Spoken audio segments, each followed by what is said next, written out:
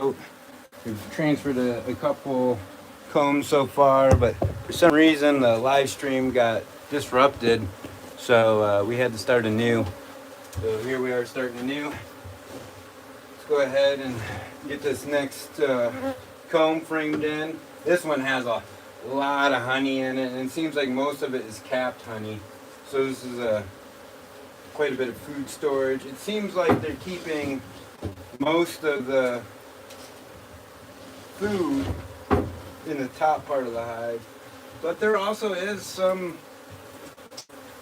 brood in there too. There's not much, but there is a little bit of brood, and that's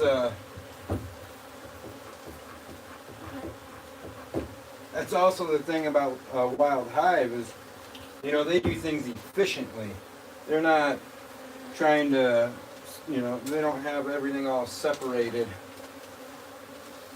So, because they're allowed to make the hive how they want to make it when they make it themselves, versus conventional bees are told how their hive is to be made. Those foundations that folks use, that actually determines the size of the bees too. It actually makes smaller bees. And you're like, well, why would they want smaller bees? Because smaller bees are actually a little bit more productive, I guess. At least that's the rationale behind it. Like, you know, they rather have smaller bees hauling more often than bigger bees who have a lower lifespan or whatever. I'm not exactly sure what's behind all of it, but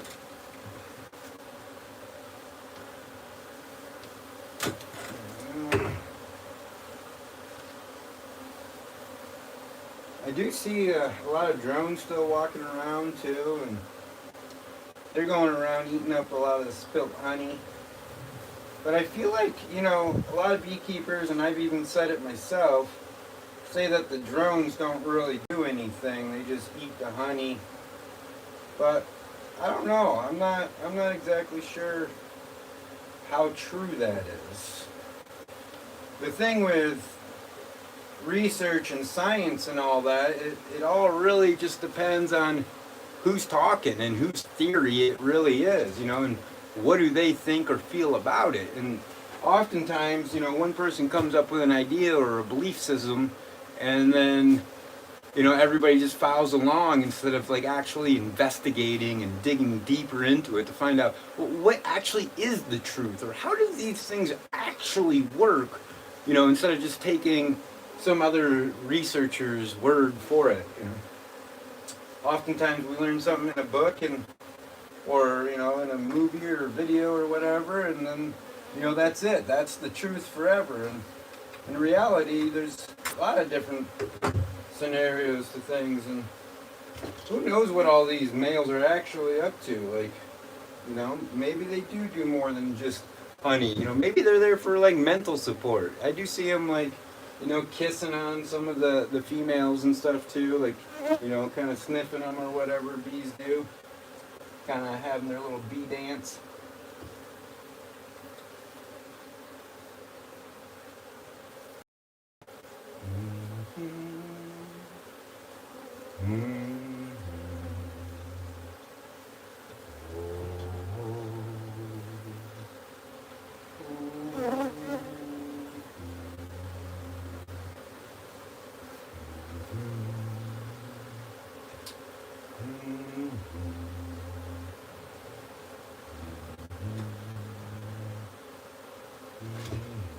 So I've been taking the bees out with this guy here in scoops and just dumping them into the boxes. That way there's, you know, plenty of workers and stuff going back on this comb and working it. I'm going to try and get as many of these guys out of here as I possibly can.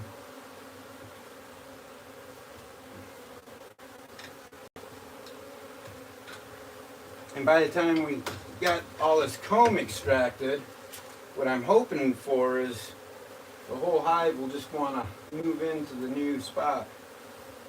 There we go. You can see we got some draining honey on the side. There is some larvae in there as well. And then you can see the backside. Some more larvae and some more honey. Whoa, look at all those little babies hatching out. I don't know if you can see them where my pinky is pointing, but there's a bunch of babies starting to chew their way out.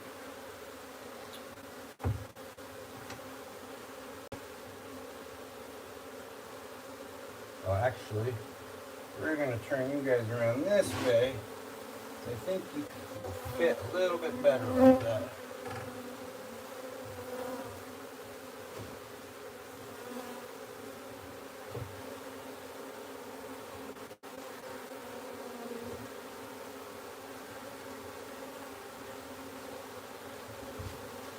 There we go.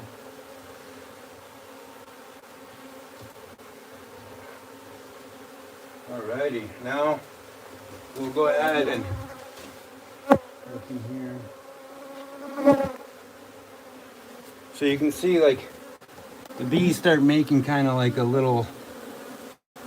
layer over the comb. You can see down here you almost can't even tell where the top comb and bottom comb is. So here, let me get you guys a better angle where you can really see this like that, and I'll show you how I do this. So when you do this, you want to reach in with your hand, and you want your hands to be as fairly clean as possible, because you don't want like dripping honey on your hand, because if you have wet honey on your hand, then that's going to stick to the bees' wings, and that's a whole thing for them to get. So what we're going to do is we're going to scrape the top and get them to drop into the dustpan.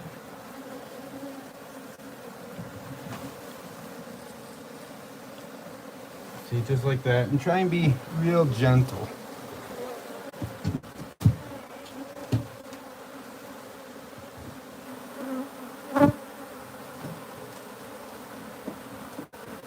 And then what I do is I just get some good smoke going and shake it over my hands, so that way I can get as many of these girls to stop stinging me as possible.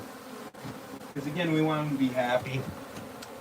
And you can see, I dumped that pile on there, I've dumped a pile on here, and I've dumped a pile on there. So what I'm doing is I'm going through and just adding bees back to the layers so they can keep that brood nice and cool. Oh, greetings from Ohio. Hello, Sheldon. So, yeah, it's a lot of bees. It's a lot of bees. Just gotta let it be. Alright, now we're gonna go on to the next one. What I do want to do though here, you see how we're starting to get like a lot of honey built up down here? There's like a bunch of bees like getting stuck to it. Like, we really don't want that. So we'll take a little scraper here, kind of go along, and just scrape it into the dustpan. It's okay that like there's some honey and stuff, because they'll lick it up, and they are licking it up. But we don't want them to drown in that honey, because honey is actually quite dangerous for bees. You know, maybe I can give you a little better look at what's going on here. But you see this group of bees, you know, many of them are alive, but you see how the honey, like, it's just so sticky to them that once they get it on their wings, they really need like one of their sisters to come. But you can see, like, you know, they're drinking up that excess. Some of them are getting like stuck in it. You know, it's not really the funnest thing going on right there and for them. But we're gonna go ahead, let's see if we can get you guys a nice view down here too, and look, a good look up view as I do this. All right, because that way you can like really see my hands reach in as I go to do that. But you see how we have some comb exposed, and we kind of just like look in there and see what's going on. Okay, so like right here, there's a tunnel that allows them to access further back.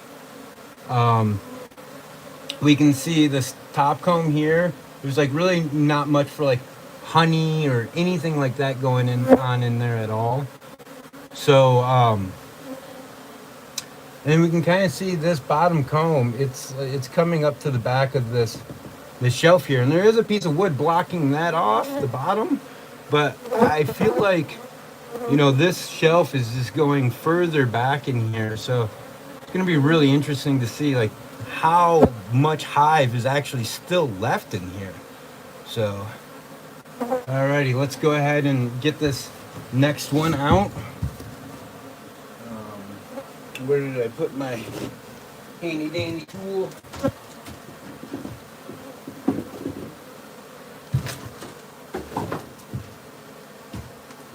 Here we go. And so like this guy here gets loaded with honey too. So like one thing we want to do is just try and like minimize the amount of honey that we can touch to these guys' wings. You know, we want to scrape that off and get us a good surface. So, all right, you see, I think you can see okay what I'm doing. So what we're doing is there's a little ridge here. So we actually got to cut the comb away from the shelf right there. And what I do is I just move nice and slow so the bees can get out of my way. I'm not trying to cut bees. I'm trying to be very, very careful. Sometimes I just give it like a little, just like a little feathering, kind of clear the area so I can see. And then just nice little light pushes and cuts into the comb. Because we don't want to hurt any of these bees.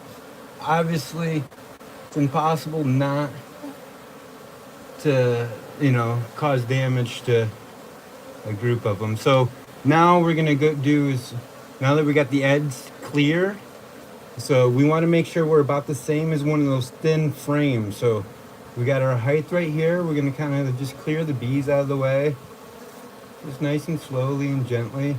And they'll, like, if you move slow enough, they'll move out of your way. So because they don't want to get pinched or hurt. And so just in case, I'm gonna balance my hand on the bottom of this comb, and we're just cutting it all the way through, nice and gently, making sure, going a little at a time. It looks like they had these combs close together, so it's more of like a one-sided comb. There's not like a whole lot going on the side facing me.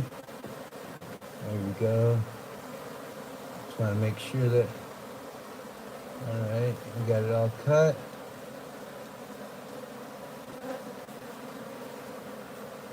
There we go, and you can see it starts to break free, and we just want to make sure, take our time. There we go, that side's cut. And we just want to make sure everything's nice and free here before we actually start pulling away.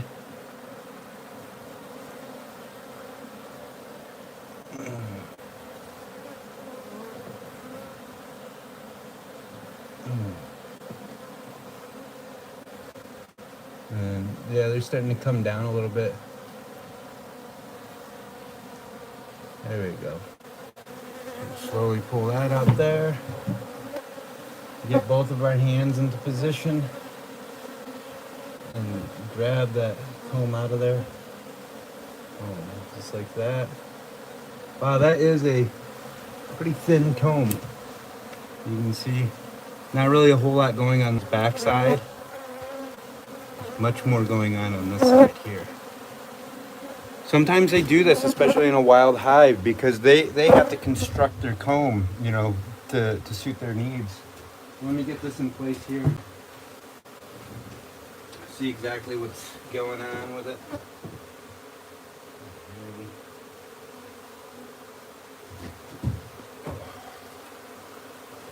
A little bit shorter than what I wanted it to be. Here you can see here.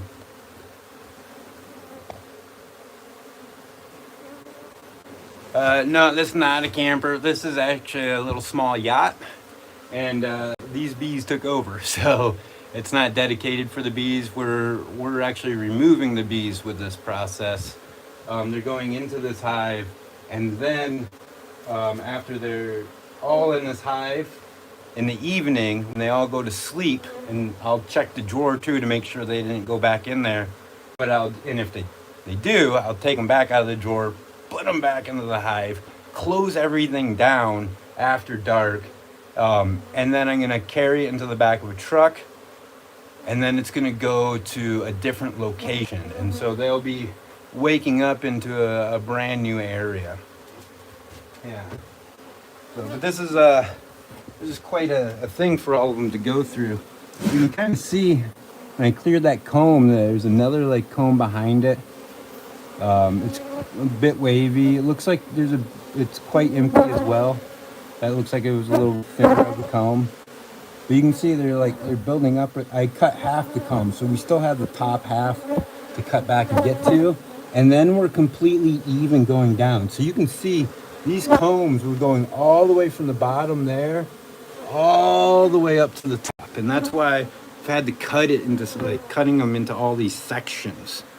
Oh. All right, let's get this guy fired up.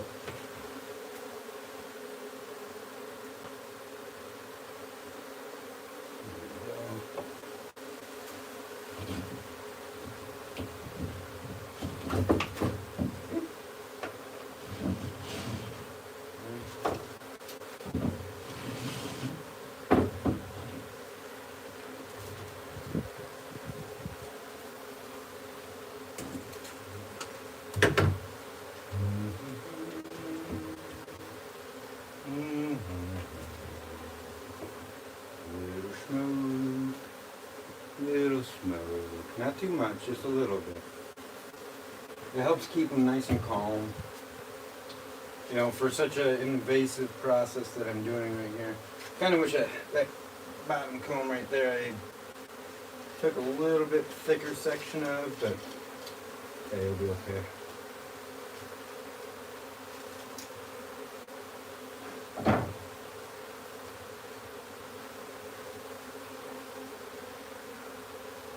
So we got 2 frames left for this. We got one more big frame left, and then we got a whole nother short box outside too that we can get this comb transferred into.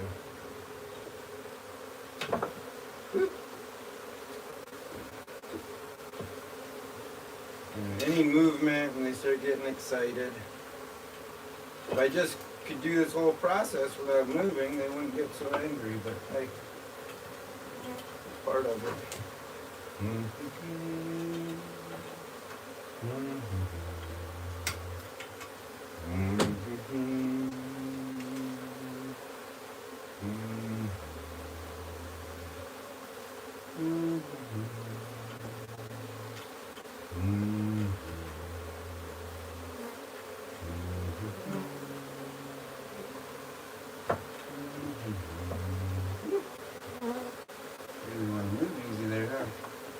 Pretty light comb, so things waddle easy. There we go.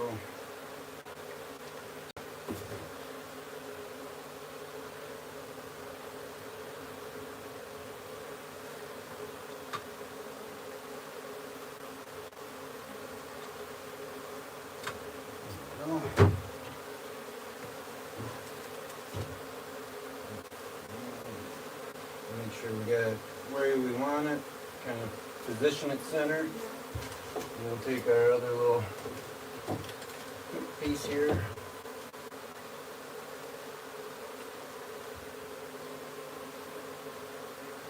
I have to tell you guys, it smells so good in here. Smelling all this honey production, and beehive is just a wonderful aromatherapy.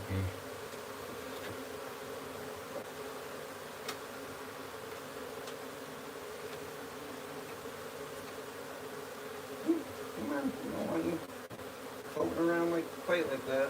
There we go.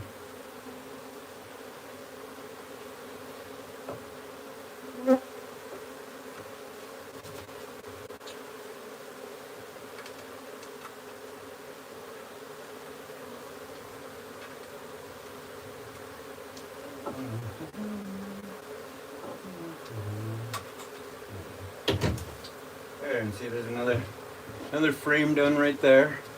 So I can show you what I kind of wish I cut that a little bit thicker, but you know, it's not like I'm measuring with a tape or anything like that. You know, it's just kind of eyeballing everything. But see how I'm doing these wires, it has one that goes around and then I'm twisting them together to pinch the comb. And you can see that gives them, they'll actually be able to build up on this comb and make it thicker.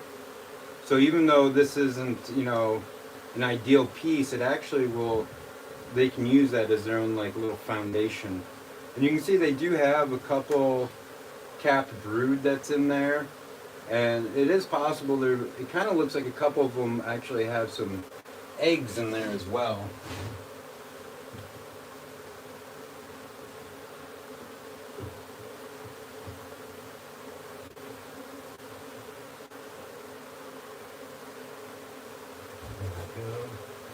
And then I think the way this box is here, we got one more frame to go in this little guy. I'm gonna go ahead, just because of the order of the hive.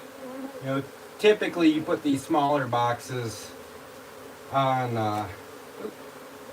Everybody out of the way. Okay. Typically the shorter boxes like these will go on top of the brood boxes. But there's brood mixed through all of this, and it is a wild hive. So just to kind of help with the collectivity of getting the bees in here, we got that bottom frame there. They really need to start learning how to use like the in and out pad right here. But tomorrow, moving them, hopefully not too many of them try to come back here. So I really want to get this one large frame here done soon. I'm going to move you guys back over here. Let's try and get in a good position again. I really like getting you guys a good view so you can see what's going on firsthand. There we go. There. All right. So now what we're going to do is get that top bit. There's a lot of bees on there. So we're going to do the same method as we did before. I'm just going to reach my hand in here with the dustpan. Have we got enough room to go like this? Yeah, I think I do.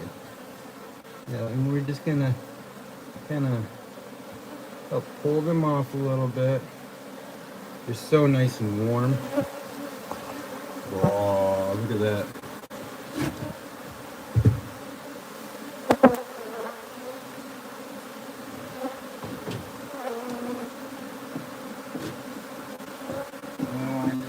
Smoke going. I like to shake them off my hands a little bit. Try and get as many of them off my hands as possible, just so they don't end up stinging me. Because, like I said before, every sting is a dead bee, and we're trying to really minimize how many casualties happen in this process. We are starting to get. Oh, again, we're getting some smoke again. There we go. Get a little smoke going. Not much. You don't want much. You're not trying to, you know, suffocate the hive or anything like that. There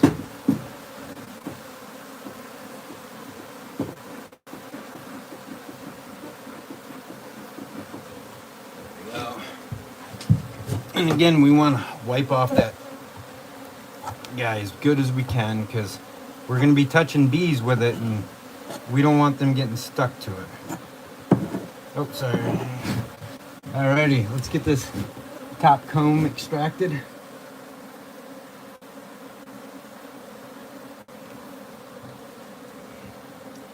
I'm just gonna go ahead and do what we've done on the other ones. Make a nice incision.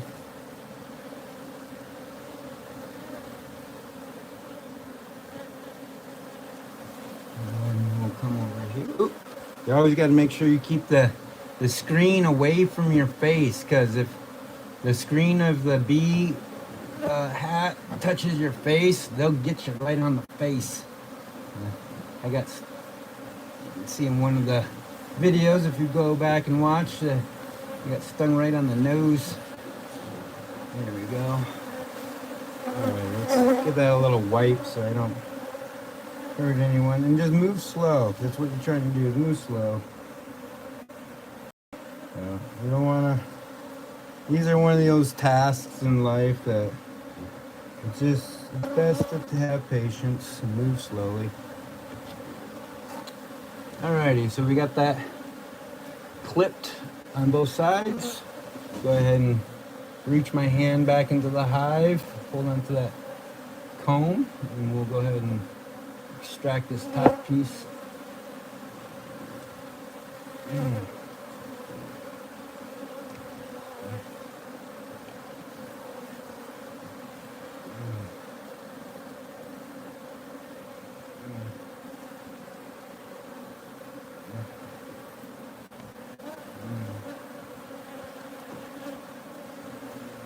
Nice and slow.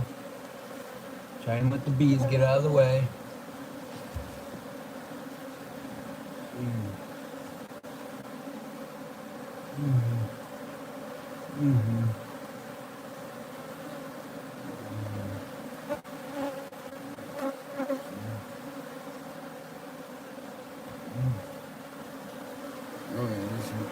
Oop, you got a little honeycomb right there. Look at that honey.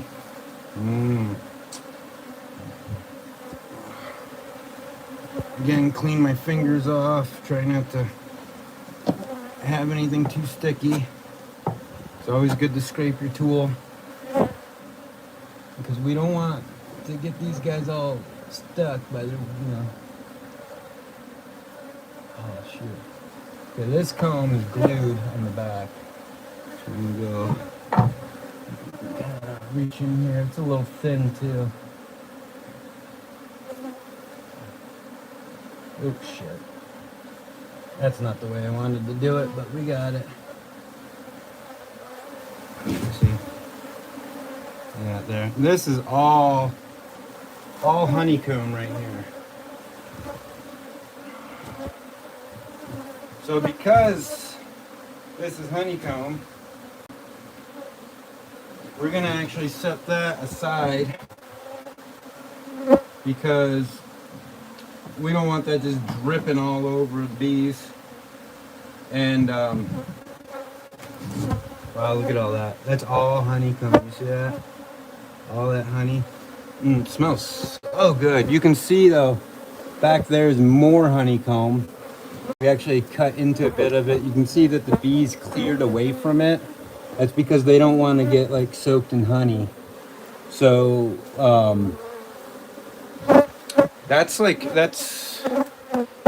we're coming into just pure honey.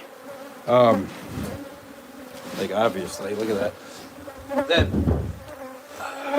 here, let me get my hands cleaned up.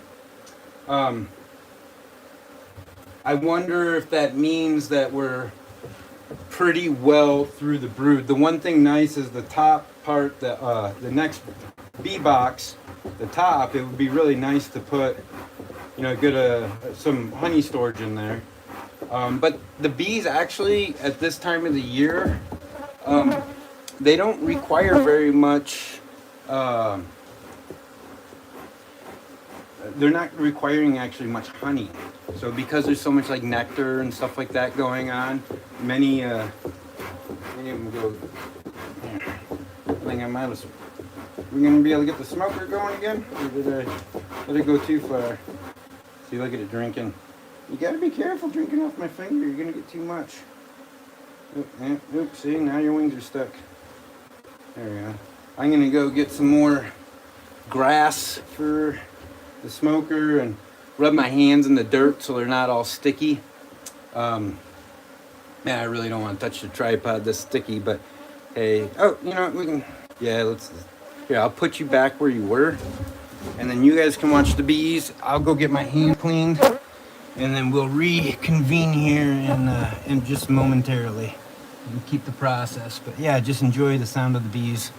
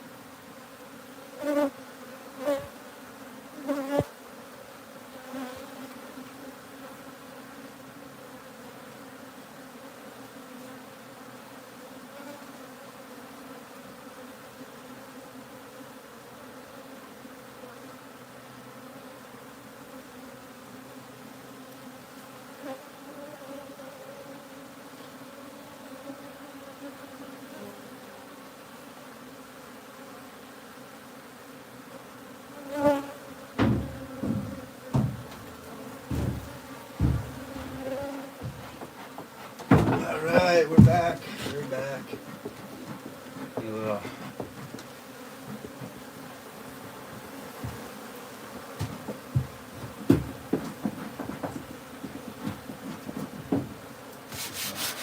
So I went ahead and rubbed my hands in the sand outside. So now you can see that's one solid comb going all the way down. There is some honey leaking out of it because it is solid honey, like I said. Like, look at these guys just holding on to this. You don't need to hold on to that little piece of comb, but see, they're drinking it. And here I am putting honey back in my hands, huh? Yeah, you guys like the honey, huh? It's yummy. You guys made it, you should like it.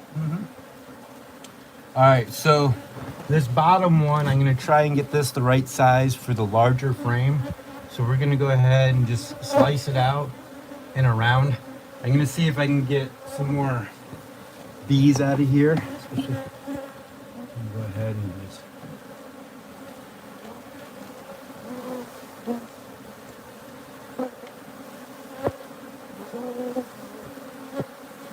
just being real gentle with them.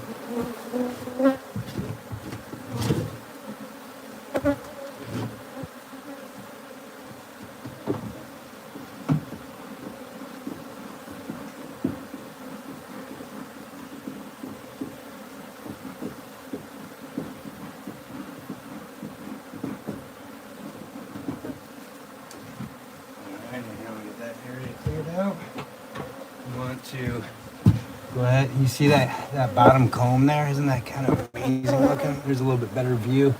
Look how, like, wow, it's like changing directions and stuff in there. That's pretty amazing looking. So we're gonna go ahead and try to extract that cleanly. Now there's still a good amount of bees in here.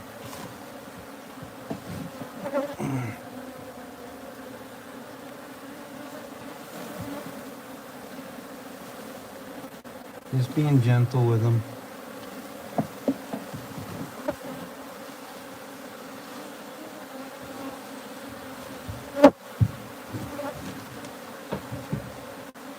There you go. Now you got a better view. See how they make these tunnels on the side? But we still want to, like, kind of check everything out there. So here's the top of the box down there. So they made they glued that to the bottom there.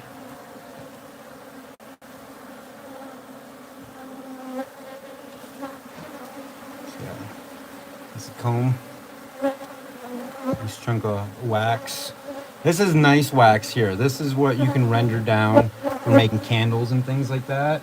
Not all the wax in the hive is actually suitable for utilization. Like this darker, really old wax like that, if you try and melt this stuff down, it just, like, it's weird. It's like almost like plastic. It doesn't melt. It's full of all kinds of different fibers and things like that from over time. Whereas this nice fresh comb, this is like what you're getting your bee candles out of. This is the fresh comb that they're making. Alrighty, so let's go ahead and see what we got going on here. A little wall there. That's the way you can get in. So they're going through right there. You can cut that bottom piece away. And we're just gonna trim this little bottom section off of the comb. And there's a little more room here. Oop. You see that? A little more. Got some nice soft wax at the bottom of that. It looks like they probably just started this part of the project not long ago. Looks like their conquest of going further back. Oh, I'm sorry. Did you hear that? Sorry, guys. Where are you at? Who's making that noise? Alright. So let's go ahead and make sure the sides are broke free. Okay. I'm gonna reach my arm in here as best as I can. And then I'm gonna start going across the top section. Oh my gosh, it smells so good in here. I'm really sorry, ladies, for this invasiveness that I'm doing here. Going through your hive, cutting it to pieces. Really apologize for all this. You guys just chose a location that us humans, well, not me, but humans want to be left alone from such creatures as yourself. Oh wow, that I can feel, I just sliced into that. I feel like the back of that comb is actually like, the reason why it's wavy like that is I feel like they switch direction. So I'm gonna just reach in here and see what I can kind of, sometimes you can pull on the wax just a tad and kind of like break it free from. Okay. So I think what's going on here is the comb is turning. So I think if I actually come down right here, yeah, right there, and we cut straight down this way, there we go, we can free possible. Whoa, there's a, yeah, they switched direction in the comb. Sorry guys, I'm really trying not to. So this comb here that I'm taking off is switching the direction of the comb, so it's kind of like a, there we go. There we go.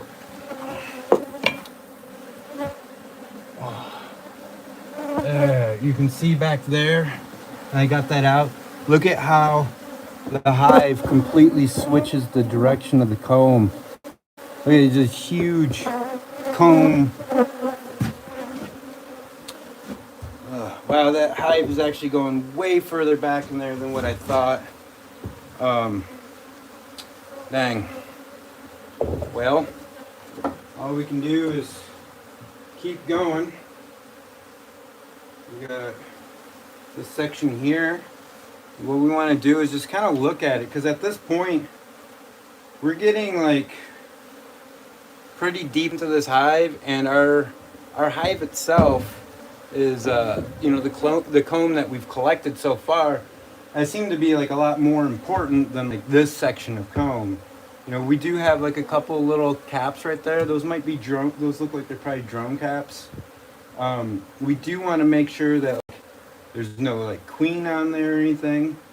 There is a little bit of honey, but I'm not seeing any larvae or any eggs. And since I don't see like queen at all, what we do is just give it a little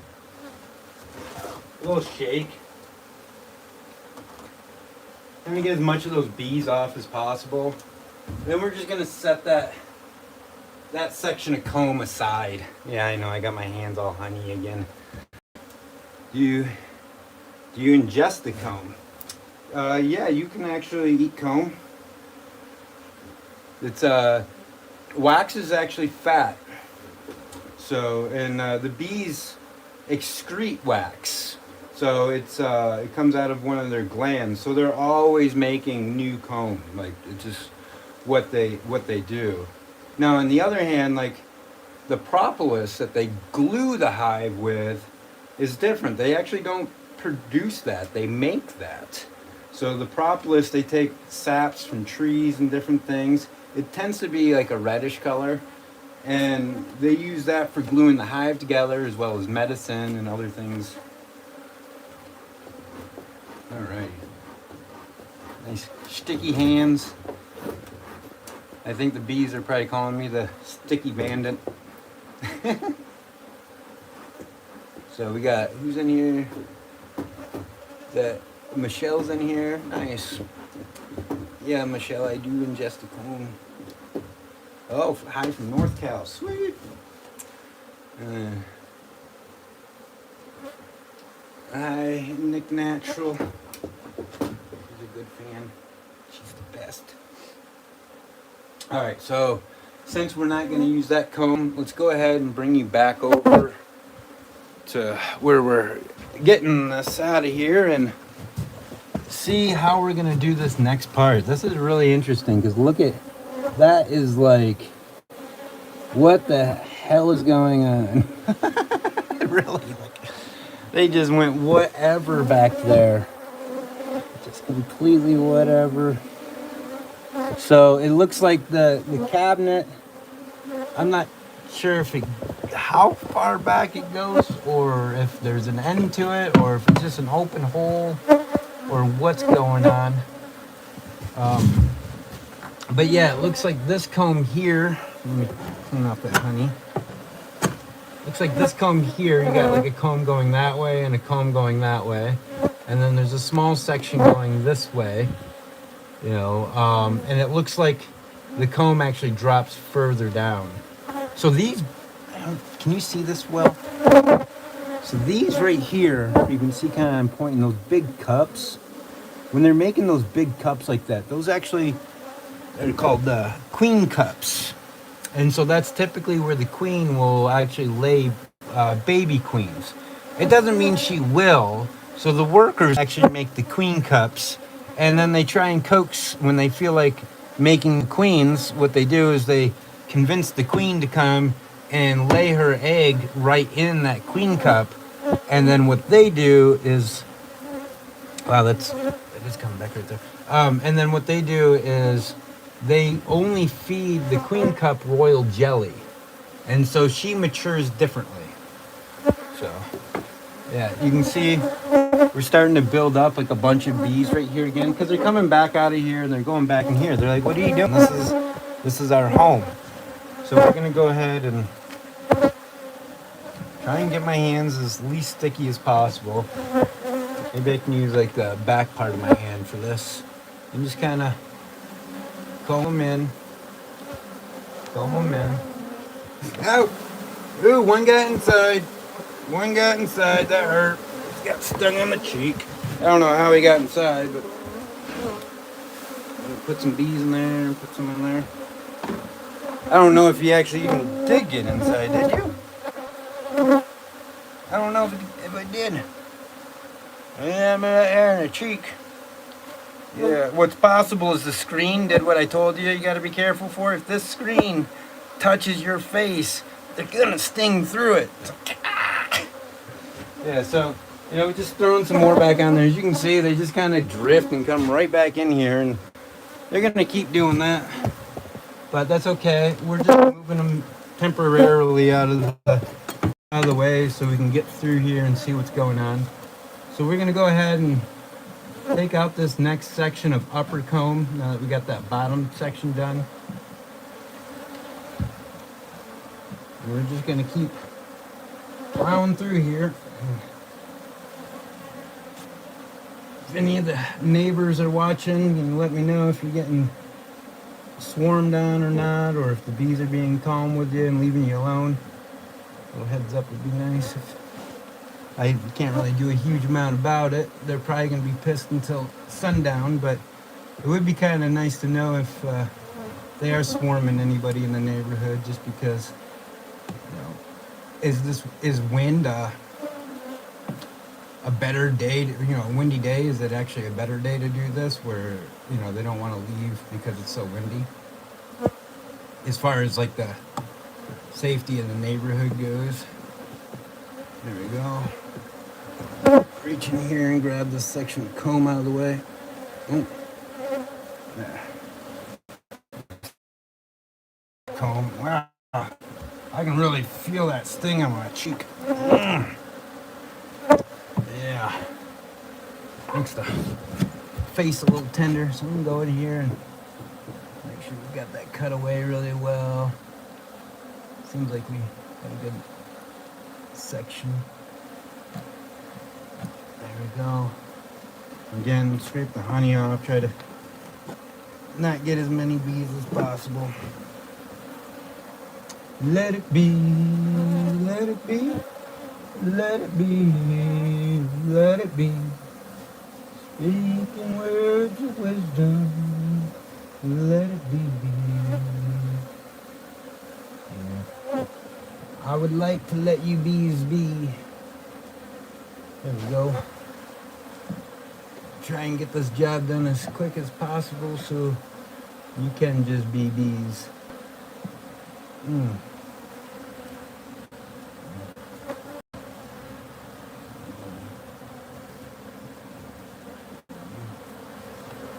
Oh shoot. Yeah, I think the whole hive switches direction. There we go.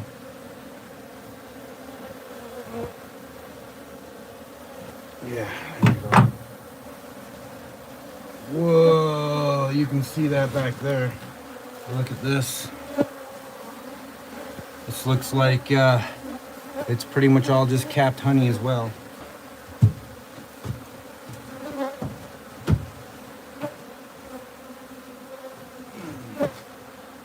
Again, at this point, we're setting most of the honey stores aside because we don't really need the honey at the moment. They need some of it. I'm not that I'm here taking it, but what we want to do is we want to get as much brood in the hive as possible. Honey is secondary. Babies are first. So, but wow, that is really going a completely different direction. That's kind of crazy. We want to watch that honey run because I don't know where the queen is.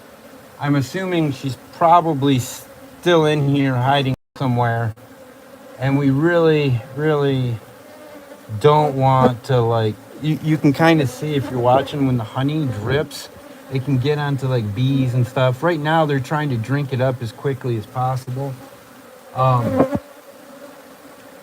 And so I really want to kind of like, I think I'm going to just give them the next minute and a half, couple minutes here to drink up a bit of that honey. I'm going to go outside again and get a lot of this dust off of me, restoke the smoke there, and just kind of give them a second to drink that honey up as quick as possible so that way it's not just oozing and pouring on them so much.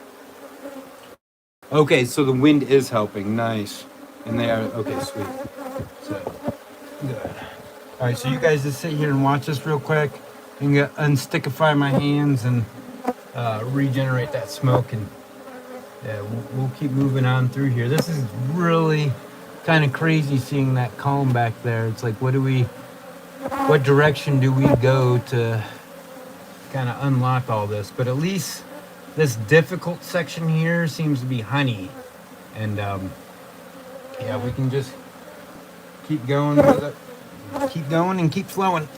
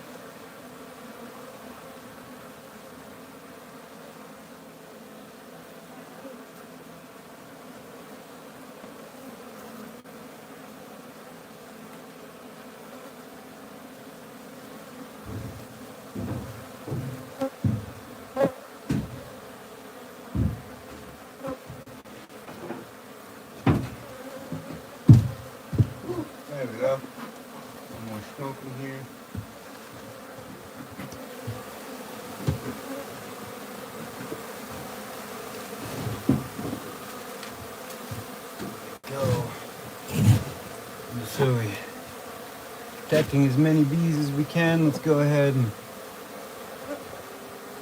I'm gonna scoop some more out if you guys want to watch there.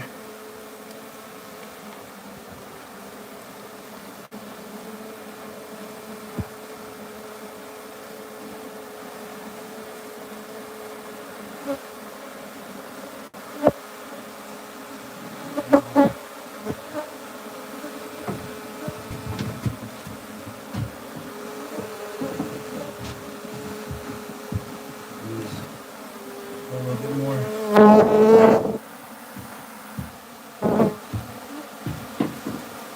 Not much, just a little bit. It might have been a little bit more than what I wanted. Wow, now you can see way up in there. So they commandeered the entire top there that I've been cutting away. You can see like sections of comb kind of hanging. Yeah, that smoke kind of got them to clear out just a little bit so they can work in here a little nicer. We don't want to over smoke them again, but at the same time, you know, you do got to make things work. So we're gonna go ahead and try and use these sections that I found to kind of cut the comb away from the back side.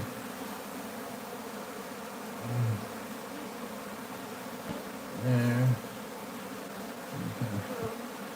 Put that up there. Ooh, and see, just let that honey drain down a little bit. So one reason why we cleared those bees out of the way, really don't want that honey dripping on too many bees. Yeah, that's some pretty good honey production right there. So we'll go ahead and, man, I don't want to get those guys all, there's a kind of cluster over here, and I don't want to get them all full of honey. Bring them down right there. There we go.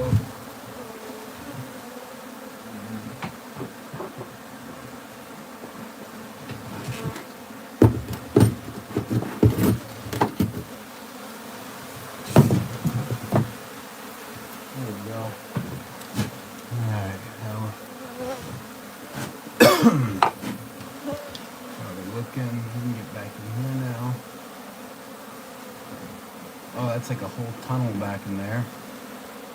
So that comb kind of shifts direction right there. This comb shifts direction right up here.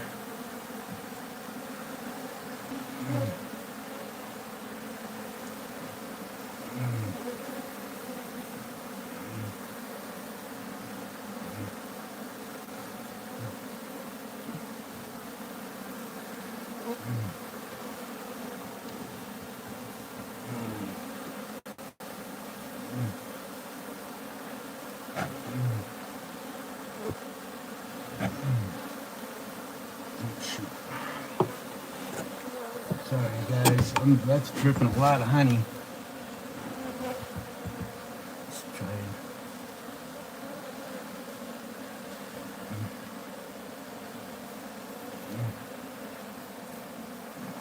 Jesus.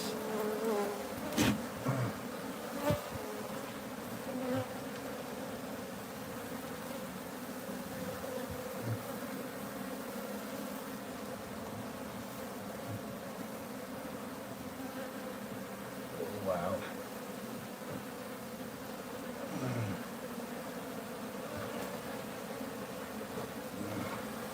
Dang, I'm dripping a lot on it here. I'm sorry, ladies.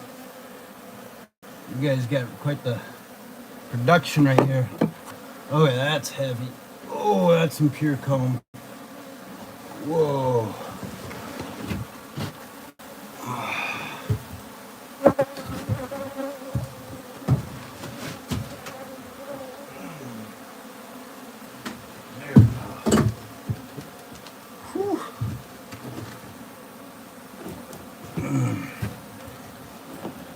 Wow. You can see in there, you see how I cut that away? That's just, it is flowing with so much honey in there. So much honey. I have a feeling that back section's their honey store. So, yeah, the bees are such majestic. Yeah, I love the sound. They're just so beautiful. It's nice to be here with them. So I'll show you what I did. You see how I'm taking the honeycomb sections, and I'm propping them up. The reason why I'm propping them up like that is so they can get as few bees can get stuck to it, and they can still fly off, and then they can utilize it and clean the honey. Because right now their instinctive thing to do is to just get as much of that honey drank up and stop it from dumping everything. So yeah, I'm just kind of taking these sections out here. I'm not 100% sure how we move forward at this moment, since they're all going a very weird direction. But what we're gonna do here is just keep plowing forward. Since my hands are this sticky though, I'm gonna take a minute again and go dust my hands off, so that way we can keep going in the process. It's gonna be a lot of back and forth.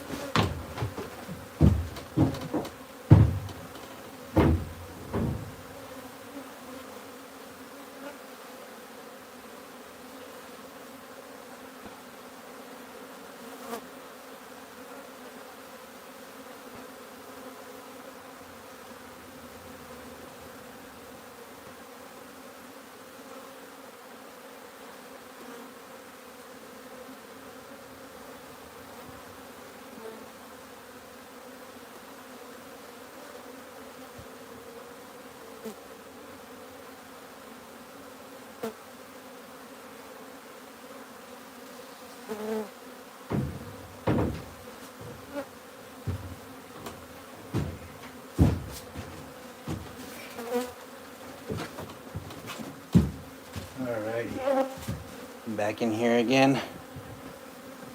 Here you can get a good look. You see, by dumping the bees back in there, they're really, I think,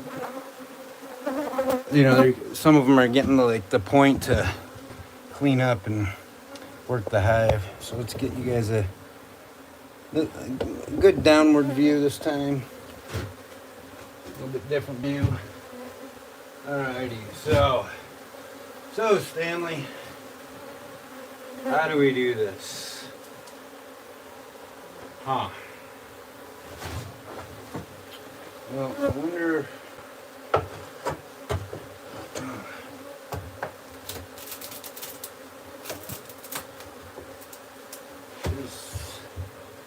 There was some screws on here somewhere. I wonder if I can take the screws out of this thing and get it to. That's what I grabbed this handy dandy screwdriver for. They put wood putty over them, so I don't know if I'm going to be able to get through that. But, I guess fiberglass, so maybe just breaking it a little bit would be a good way to do it. Because it's a wood shelf, so as long as I don't break the wood and just pull the fiberglass away, it should be manageable, hopefully. Here, ladies, let's move you out of the way here. I'm trying to do some deconstruction. There we go. That's a little out.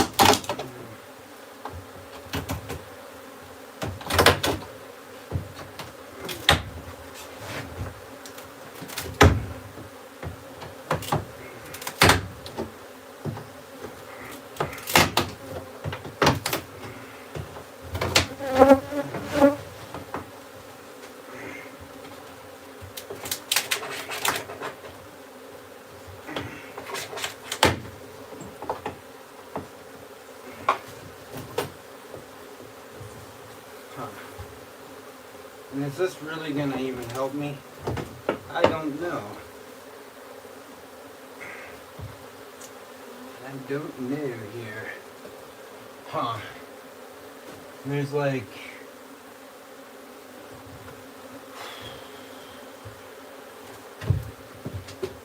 Well... There's this access port here. Let's move this honeycomb out of the way.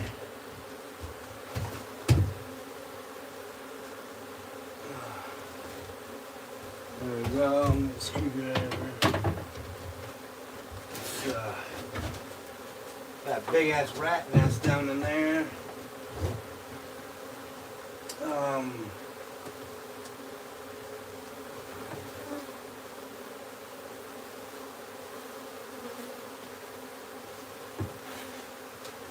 So, I'll kind of show you what I'm working with here. I'm not sure how do we get in here, folks? How do we get in? You know, maybe taking this this back wall off here, you know.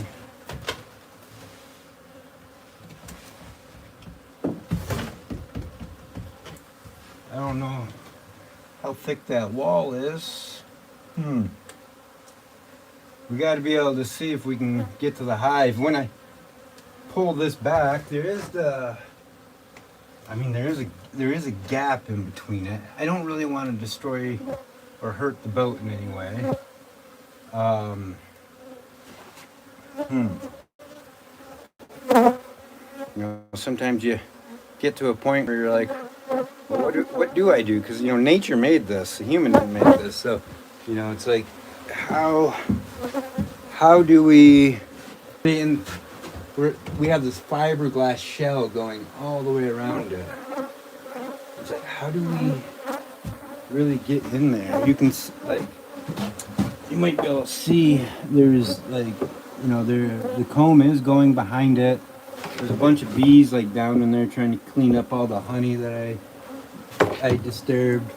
I kind of feel like what's happening is the hive is trying to, like, regrow some of the comb in the back, because, you know, I did all that work the other day, and they're just like, yeah, there's a lot of, I'm not sure what's all in here though. So, because if it's just honey, it's not really that big of a deal, but if it's not honey and there's a lot more brood back there, then it is a really big deal. So where do we, whatever, there's our fly bar.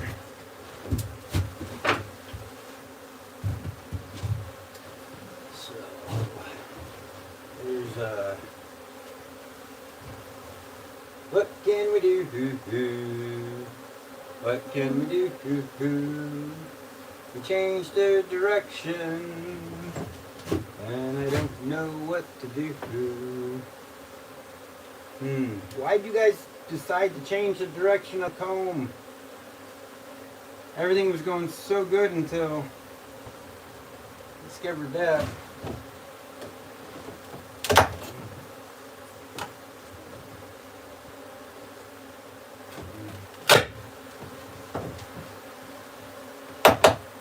Fix the molding on that a little bit.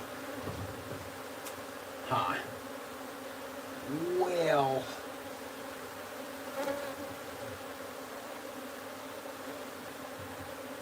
let's just try to see what happens if we remove some sections.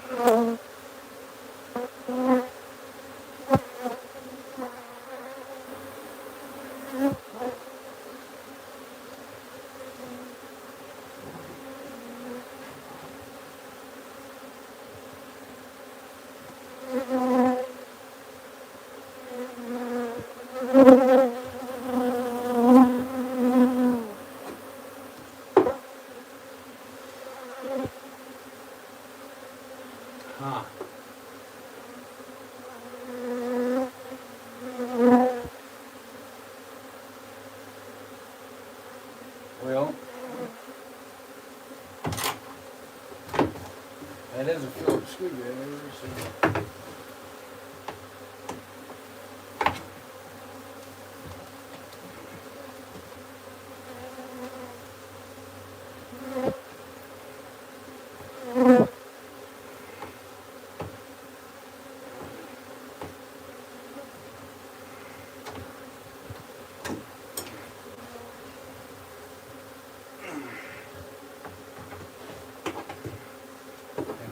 they're so sticky through all this process. I kind of wish someone didn't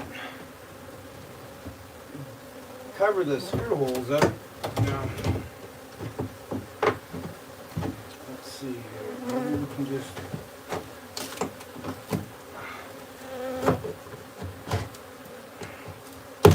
There we go. Just try and take this apart piece by piece.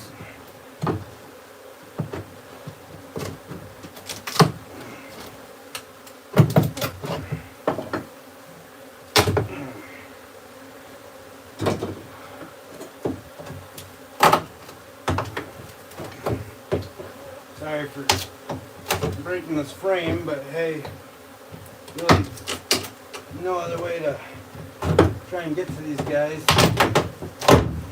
but to deconstruct this piece by piece. So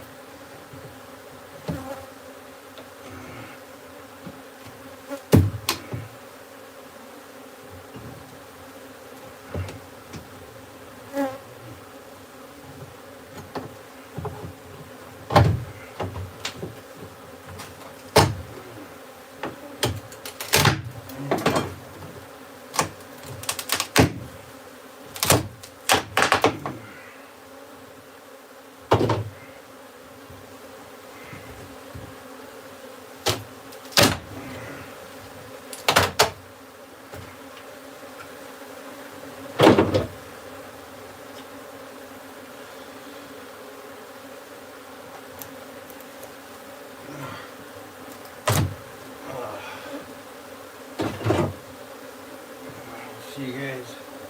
I'm getting in here.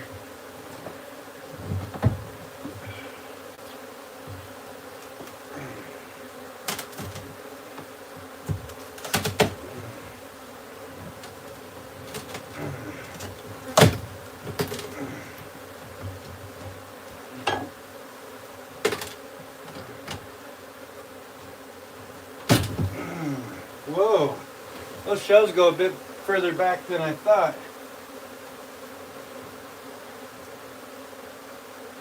Boy.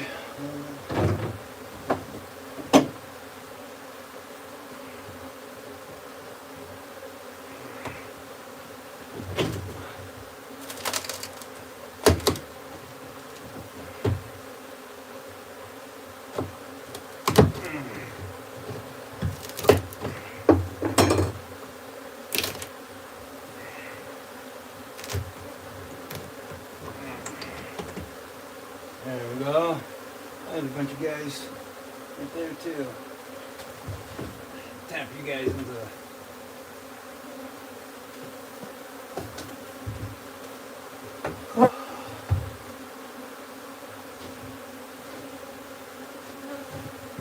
there we go. Going at that part of the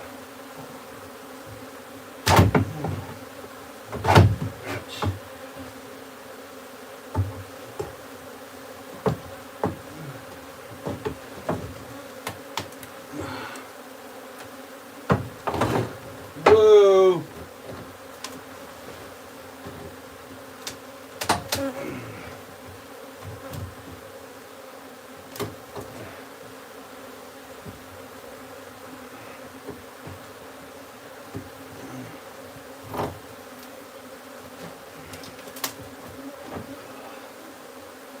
Wow, this thing is starting to like fall down. Gotta, okay, let's try and clear out some of these bees here. We don't want to hurt them. Come on, girls. Come on.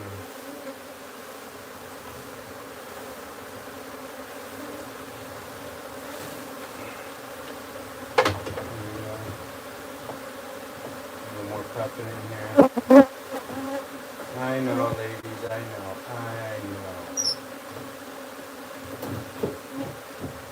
It's so bullshit. Such bullshit. Yeah. I am trying to really keep my eye out though for that queen. Be really careful and gentle here.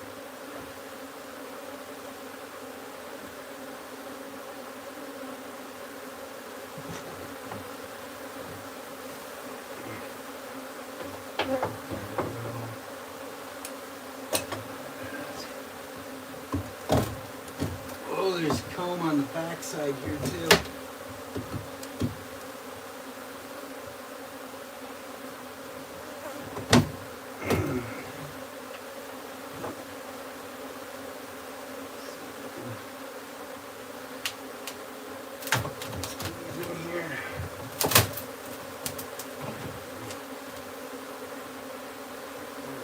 Sister, sorry.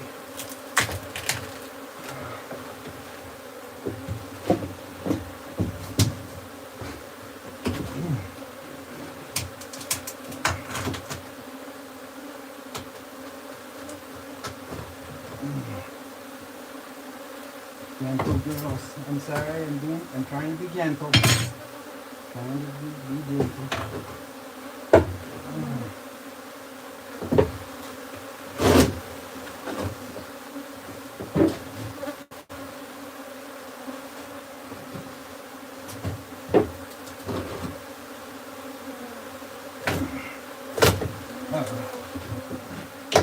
Kind of wanted that to stay so it'd be easier to take out.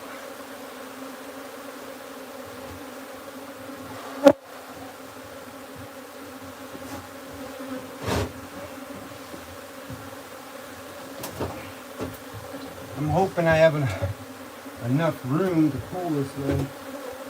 Oops, sorry, ladies.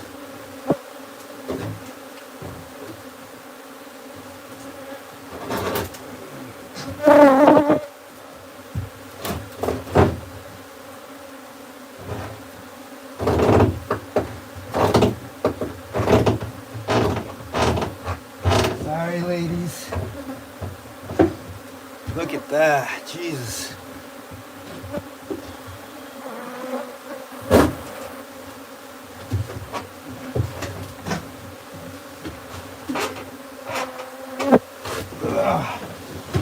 There we go. Oh, I'm stuck. Whoa. Gentle ladies. Whoa. Okay. It's not quite as much as I thought. Here's the back. So it actually was closed off. That makes me happy. That's all honey right there. And so it looks like the whole back was pretty much honey storage. And then now you can see in there, I'm curious to wonder if the queen is actually hiding out in that big hanging, I think you can see it. You see that big hanging mess of bees right there. So I have this kind of destruction and stuff that's going on, the queen's gonna try and get the hell out of there as much as she can. So she might even be like on the back right here too. You can see a huge amount of bees on the back right here. So we want to try and capture those. The thing is though, if I let go of this, I'm afraid that it's gonna just fall here. So let's see, what can we use as a kickstand? That's not going to be a good piece. Maybe. Good. Keep my hat in a good spot. Keep my hat in a good spot. Come on. Oh, no, that's not.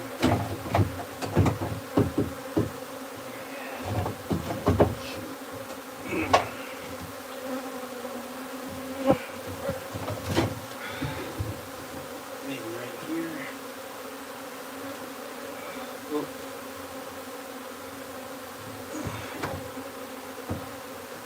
No, that's not helping either.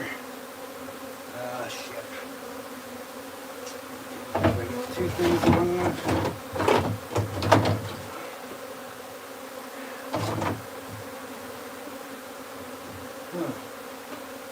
What do I got handy?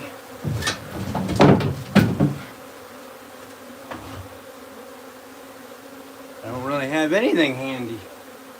This is really heavy too with all that behind it. What can I do here?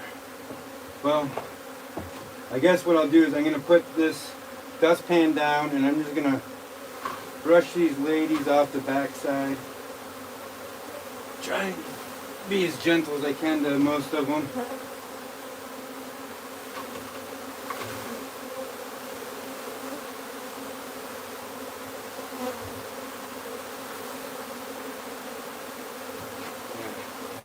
There we go. Yeah, I got a bunch of them off there now. Tried to keep as much as I could from hitting the ground, getting honey on them. So, okay, now that we got that, let's get a little piece of comb out of the way. There we go. Alright. We are dripping honey like crazy here.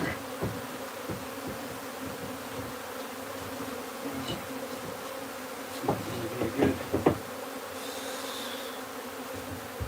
Well, not really the way I want to do things here. I'm thinking about this.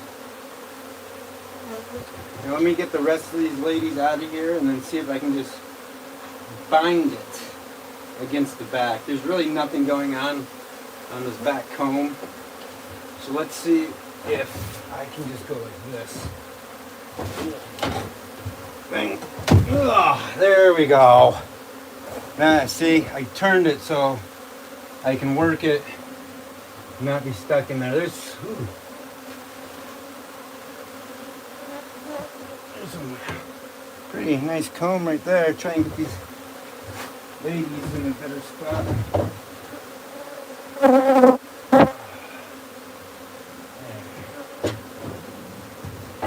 Alrighty, look at that. Oh, that beautiful, precious honey. There's really not a whole lot left in there, besides a lot of bees. And so, I'm gonna go and get this honey off my hands real quick again. I'll just let you guys watch the bees, and I'll be right back in. So it looks like it's 4:30. We've been at it for a little bit here, and I'm really happy I was able to get that out of there. This is a big, exciting moment to get that cleared. And man, if you guys could smell what I'm smelling right now, it's just absolutely amazing. The sad part here is you can see, look at how many bees, when I pulled that out, got stuck in the honey. And they're getting themselves stuck in the honey too. Like, some of them are flying on there to drink the honey up, and then they're just getting stuck to it, which is sad. This is such a hard thing to do, you know what I mean? Because, like, you want to do the best for the bees.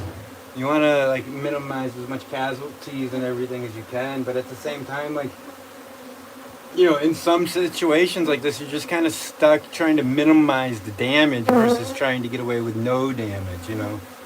And I feel like if we keep getting these bees in the hive here, and we finish getting this stuff buttoned up here in a little bit, we're going to be able to get that queen in there. And I think a lot of the comb that's left, like right here and right there, we can probably just get them to abandon most of that, hopefully here. And yeah. So with that, I'm going to go get this honey off of me so I'm not, you know, sticking bees together. And anybody else say anything? There's so much still in there. I thought you had already found the queen. Yeah, you know, the queen actually might be in the hive right now, but I think she's in that back group. And the reason why is just because the sounds that I'm hearing. The queen kind of makes like a different sound. Like, she's like so much more like deep. It's like,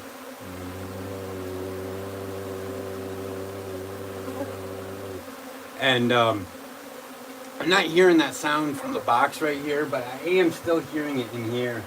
So, hey, look at all these ladies on me. All right, let me go get my hands less sticky real quick, and then we're going to come and start pulling some more of these bees out and getting them in these hives.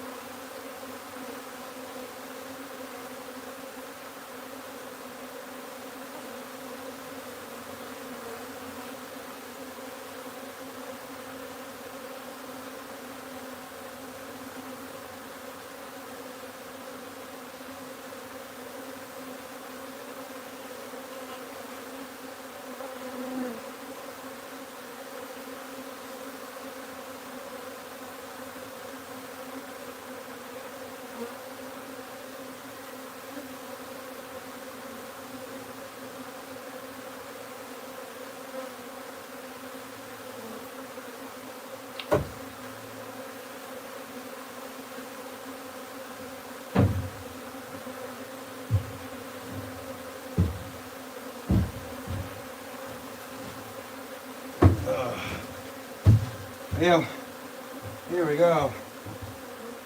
A nice swarm of bees here. I'm gonna show you guys in that way.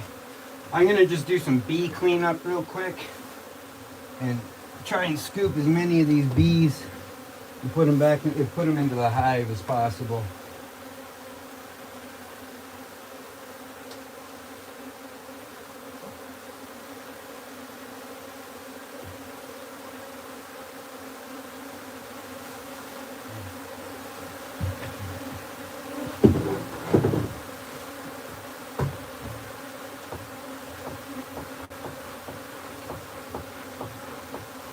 Smoking here.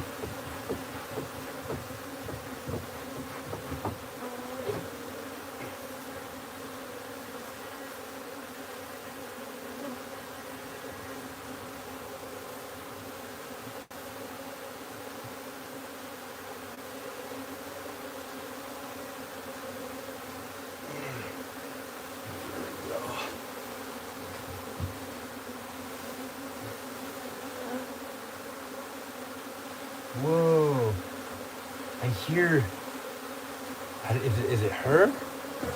I hear it's like, see if you can hear it, because you can hear the roar of everything, and then there's this one vibration that's just different than the rest.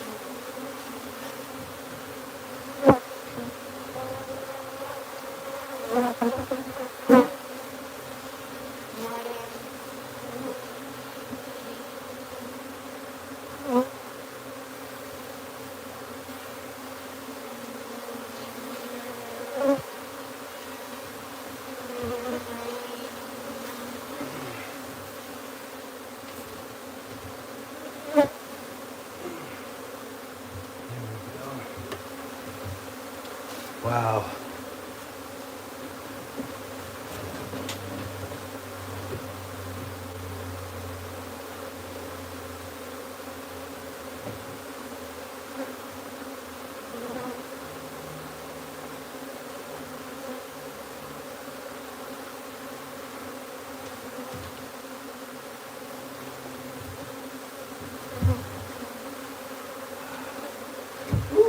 Someone's up in my pants. They made it up my pants. Ooh, right next to my knee. Woo. I tried not to jump. I might have just been a little bit more overly dramatic than what was necessary. Yeah, I did get a lot out. Thank you.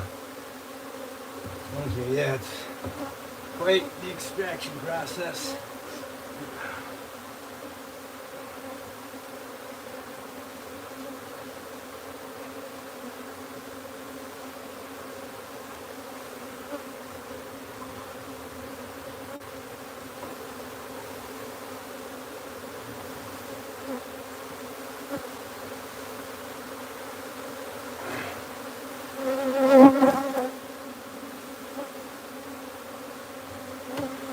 There we go.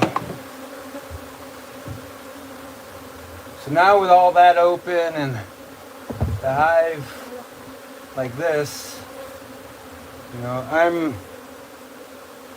not really seeing much comb left that I would want to actually turn in, and use into a frame. So what I'm thinking I'm going to do here, step over all this. I'm gonna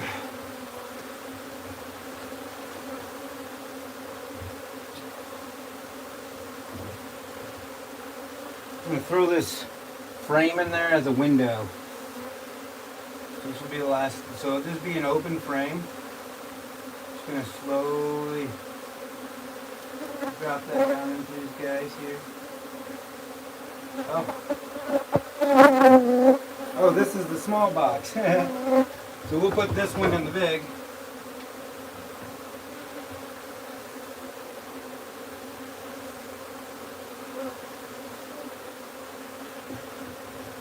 They'll just turn that into some new comb.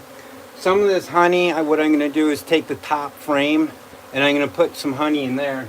But I want to get them in the frames and let them sit for a little bit and make sure that there's no dripping honey, because they're going to go on top of all of this. And the last thing we want is for dripping honey to go on top of the hive. You can see how they're kind of like bearding right here. They're really like drooping up around the sides. So make sure my hands aren't too sticky. Kind of like fold them into the inside a little bit. Just being really gentle.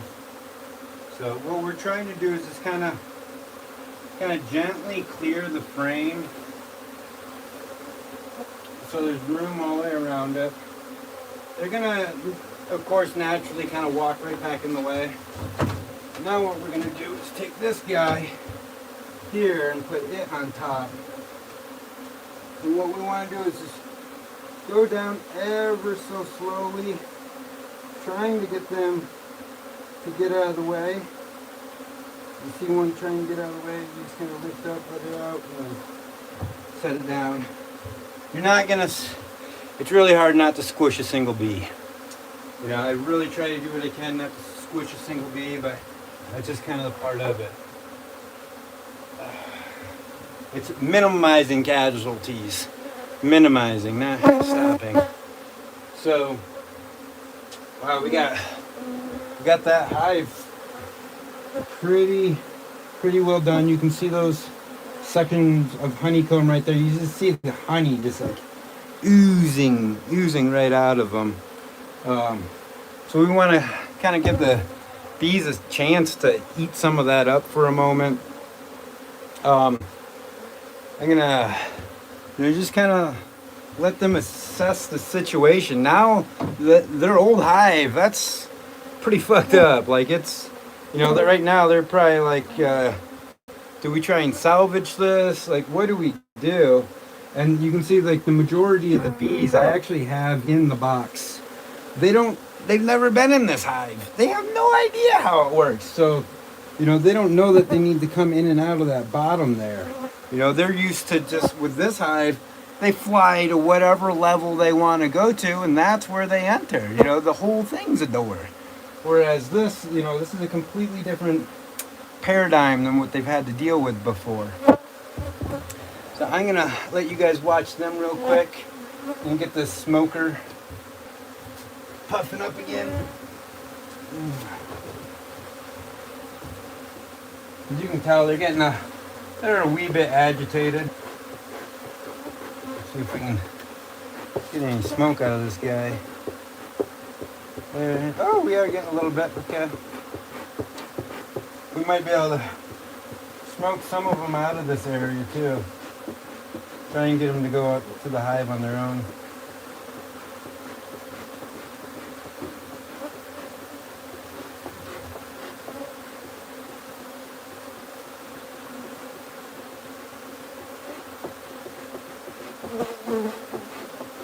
So when the sun goes down, though, they're all gonna go into their place to kind of like roost for the night. I'm hoping they choose the hive.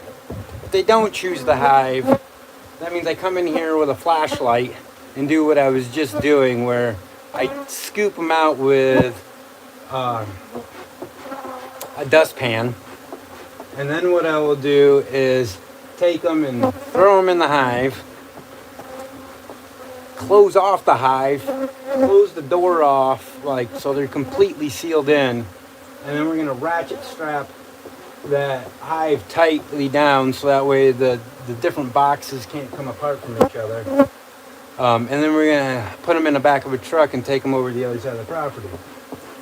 Now, this is not the ideal situation. The ideal situation is to take them 4 miles away or further, let them sit for 30 days, and then bring them back. The unfortunate side is I don't have a place that far away to bring them, and they're still they want them to be on this land. I thought about walking them across the property each day, but that brings them very close to a lot of residents. And so that, that's going to take a lot of time. It might take a couple weeks to actually get them to their new home, even though it's, only a few acres away. But yeah, ideally you want to take them far away. My biggest issue with what I'm doing here is there's a good chance a lot of bees try and come back to this hive over the course of the next couple days. And you see, they're really starting to try and figure out what the hell's going on. You see them bunching up in the corners up there. They're just really swarming all around. They're not sure what exactly their place is at the moment. There we go. So, yeah. We'll probably throw a little smoke back in here. You can hear them roar up a little bit with that. Oh wow. So look at now that they're coming out of here. I didn't even know they were back here. So what's going on with this? Is there any comb back there? No, there's no comb. The bees are they're really scared right now, and they're not sure what is what and where is where and how, what's next. This is a very scary, confusing thing. I mean, just imagine if you're in their situation right now. Your home is just this big thing is tearing through it, slicing through comb and all this stuff, and that's a lot to deal with. It's a really scary moment. So they're in a little bit of a panic, especially since I pulled the hive out of the box.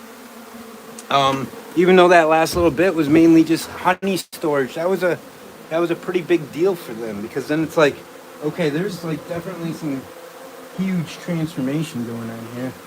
But yeah, if you want to see some raw honeycomb, you can see none of this comb is actually straight. None of it's straight. It's all just curved up and knotted and everything like that. Yeah, that's a lot of bees on there, and there's really no way to salvage that honeycomb right there. I mean, we could use it. It's in the back of the box, so there's probably really no contamination, especially with how long it's been since the bees were sprayed. So that could be utilized a little bit. But you can see down in here, you see all that honeycomb and all the honey dripping off the sides. A lot of the bees are clinging on there, and you can see the very here, let me get you a good view here. See the very top of their comb there? You see, I had to cut it section by section and section going all the way back. And you can see they got a little bit of comb right here. But yeah, there's a bunch of honey just, dripping. Look at all that honey right there, yeah. And, they're going to want to come back and feed on this, and they might also want to come back and start their hive over. But what I'm really hoping is they find this new hive as their home, and stick with that. We will be sealing off this trailer here, though. We'll have to. We'll put some plastic over the doorways, close the ceiling and stuff, because we don't want them to be able to get back in here after we move them. Because if we do, they might try and re-establish a hive. So ideally, we want to cut them out of the circuit. So we'll get some plastic and reseal everything. We'll get as many bees as we can into the hive, and yeah. But right now, it's just kind of in chaos zone. So yeah, unfortunate, really is. But it's kind of part of it. Oh, we got some more chats in here. So, carrier 11, there's so much still in there. Yeah, Thought you'd found the queen. She might still be in there. Yeah, I did get a lot of. Sweet. Thank you everyone for all your comments. Really appreciate everybody who's joining in here on this live. You know, this is a pretty rare, special event here, and you know, there's not many times in your life where you actually get to see something like this, even on YouTube. You know, where you can kind of see everything. But wow, look at that! Like, isn't that crazy? That hive, that comb formation. And there's really there's not a whole lot up in there either. It's just a thick layer, because all of that is only, you know, this thick. So it's almost the top. See, it's just that layer right there. So it's almost the top of the very comb that it is. But it's so beautiful to see, like, all the shapes and everything. Like, wow, like it's such an artistic expression. Look at that. I wonder if you guys can see what's going on behind the wall. Oop, tilted you the wrong way. Oop, tilted you the wrong way again. Here we go. Okay, there's some bees back in there. You can see, like, that right there is like part of the, I think that's part of like the water line or build or whatever to clear things out. You see, that's all the pieces. So the cabinet door was right, or the wall was right here. So when I pulled the cabinet out, it's literally broke all that honeycomb in half. But this is all, look at that honey dumping up. It's all just pure honey. Most of all that's straight up above is pure honey. There's a lot dripping. And you can see if I turn you around, like, look at all this honey that's just like literally, it's like pooling down in there. You see all those bees trying to utilize and get as much of it as can. Many of them losing their lives in attempt to actually collect that honey, because, you know, it's not. Oh, here, come here, buddy. Come here. Maybe I can get him to come on my finger. I want to show you guys this. This is a pretty cool guy right here. There we go. See him? This guy right there, that's a boy. That's a drone. That's what a male bee looks like on my finger there. You know, so they say that they just go around eating honey or whatnot, but, and he's eating some honey too, but I really think there's more to it. I think the males in the hive do more than what, you know, they're given credit for. Maybe I'm wrong. Maybe it's just because I'm a guy and I think that I work hard and other guys must work hard. You know, the conception that the male bee only eats honey and then goes mates with the virgin queens and dies is, I think there's more to the story than that. I really do. You know, what do you think? Anybody out there think that there might be a little bit more to what these guys do? And look at those. See how big their eyes are? How much different they are?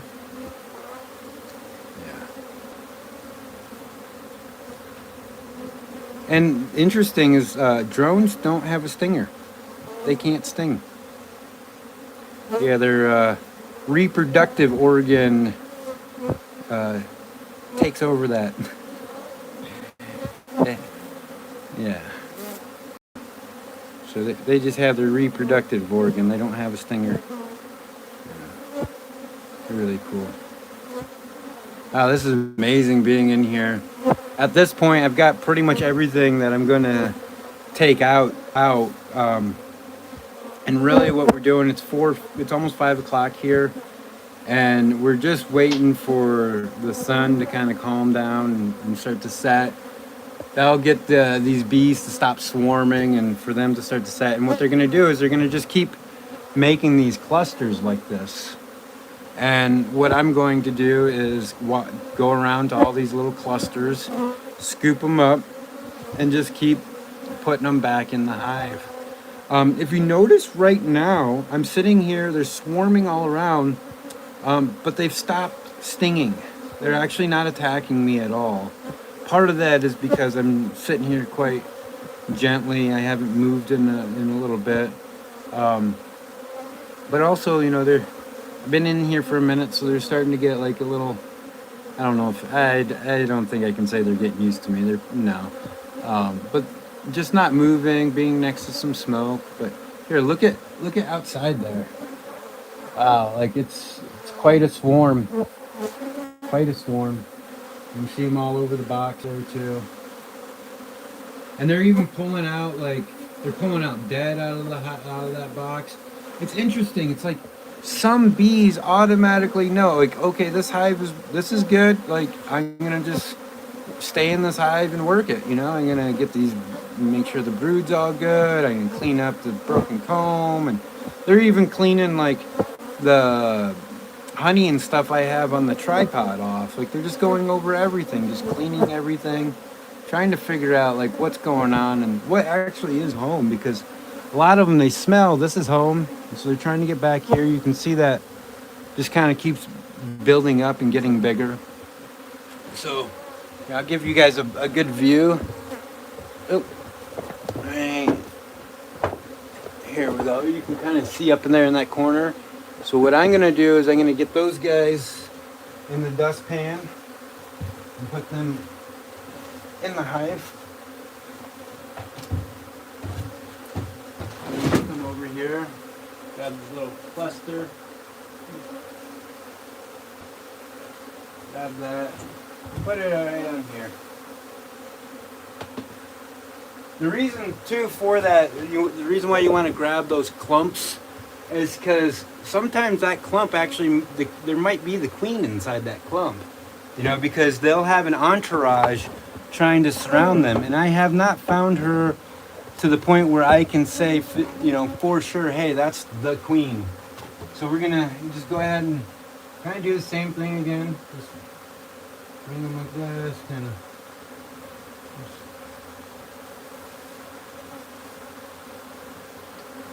Kind of clean them off like that. Yeah. So you know, kind of come back to the area.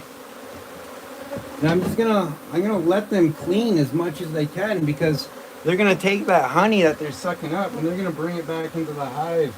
They're also taking pieces of wax and all that. Even though they excrete it themselves, they recycle it, they use it. So they're taking chunks of wax off that comb, they're taking honey, and they're coming back in here, and they're, you know, they're feeding their sisters with it that are just hatching. They're fixing the comb. They're doing the same thing inside the hive too. So, and it's really neat starting to see some of them go in and out of the bottom. So, when we get close to time, what we'll do is we'll put the lid on here, and then they'll be able to get in and out of this hole on the top of the hive. And so we'll be able to, you know, just make sure that the majority of the bees are all in there. I personally would like to, you know, go back to my day of getting some other stuff done and just wait for them to calm down. But the reality is with how many of them are like excited, if I go out into the neighborhood, they're gonna be following me. And so there's really, at this point, you know, I've been sweating, I'm covered in bee stings and different stuff. Like, I stink so bad that if I went out there, they're gonna follow, and they're not gonna stop. They're gonna be relentless until nightfall. And so, like, you know, it's a pissed off hive at the moment is what it is, and rightfully so. But I am kind of thinking, like, you know, I might be able to actually take this comb right here, this big section, and just take that out to their new hive where it's going to be, and just, I mean, ants and stuff will try and get in it too, but just set it like outside of the hive, and just let them, like, over the course of a few days, just kind of like snack and take as much of that out of there as they can. I think it might actually help, because they'll be able to get into the honey, break the comb open, eat it, all that type of stuff, and they won't be so much without. Like, I really wanted some more decent honeycomb. I am going to take this frame right here in just a couple minutes, and we're going to tie in some of this honeycomb that we do have. been drinking it quite a bit, and I think we're getting pretty close to being able to do that process. We'll throw, we'll have some frames with some fresh honeycomb that'll be going on top of this main right here. I kind of want to just see, like, how heavy is this hive feeling at this moment?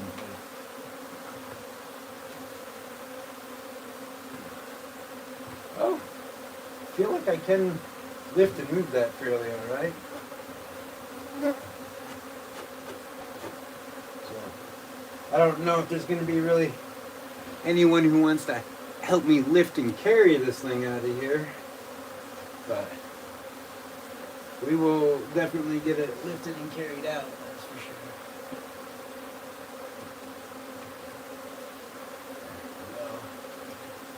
Everything's good there. Alrighty, well, shall we go ahead and start? Let's go ahead and do what we were doing before. You can watch me. I'm gonna start framing up. Let's get this area here swept up good. Look at all those honey-coated bees.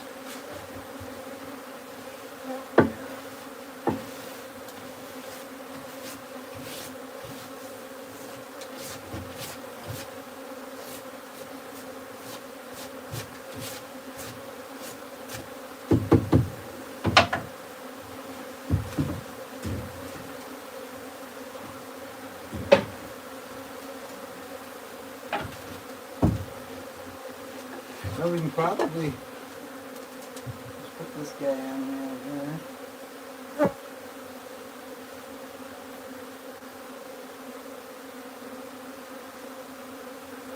Come on. Come on, lady. Move out of the way.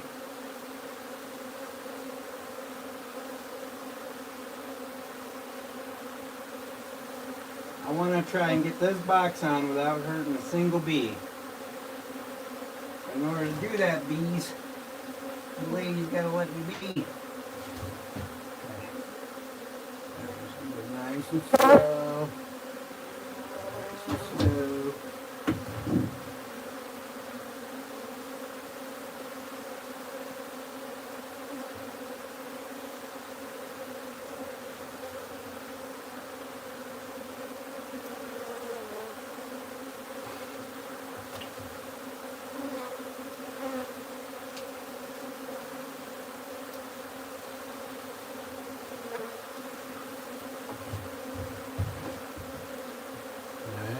Close. Stop for a second because they're always trying to get in and out, in and out, in and out. And then just kind of slowly hold it right there.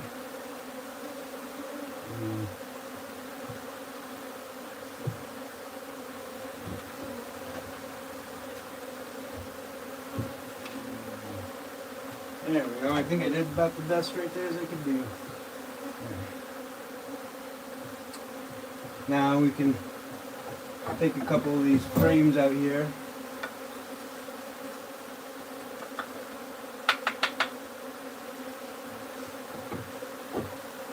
Looks like we got 1, 2, at least 3 comb that we can do.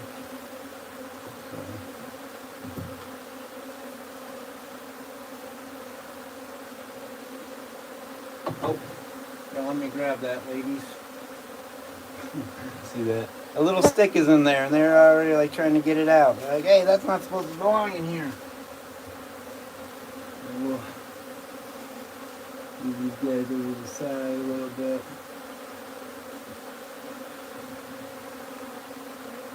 There we go. Got a little room. We'll put the honeycomb in the center. And the reason why like the honeycomb can go up top and not have like a full frame, like a full hive, and still do great is it doesn't need to stay warm. The brood needs to stay warm. The babies have to stay warm, but the honey doesn't. And so that's why they like to put the honey more towards the top of the hive. Naturally, they like the honey up top. And in the wintertime, what they do is they actually work their way from the bottom of the hive, eating the honey stores And by the time they get to the top of the hive, should be spring, and you know, they still have a little honey left in an ideal situation. So the actual best time for a beekeeper to harvest honey is actually in the spring. And the reason why is because most bee keepers, and the reason why most honey is mostly corn syrup, is because many bees are supplemented with corn syrup. And so they're drinking that sugary corn syrup instead of drinking their own honey. Because towards the end of summer, a lot of beekeepers will take the honey. Or what they'll do is they'll keep some hives to make their way through the winter, but most of the hives they'll kill off and just take all the honey. You know, a lot of beekeepers have no problem at all just killing off a hive. Like that way they can, you know, have the honey for themselves. But that's not like the best for the bees. What's best for the bees is to be able to, you know, have their own honey, because they make their own medicines and things with that. And that's one reason why there's so much like sudden hive collapse and those type of things, is the fact that those bees, they're basically drinking corn syrup. You know, they're like eating Snickers bars all day long. Well, what happens to us if we just eat junk food all the time? You know, our immune system, it crashes. Like, we can't sustain ourselves on junk food, and neither can bees. And that's why a lot of the honey that you actually get in the store, even if it says that, you know, it's wildflower honey or whatever it is, a lot of the honey out there has corn syrup. There's actually very, very few beekeepers out there that let the bees supply all the honey and then just take what's needed. All right, let's get my smoker's about done, and I'm getting some stings. So let's get some smoke going, and let's get these guys. Get these guys in those frames, these stones.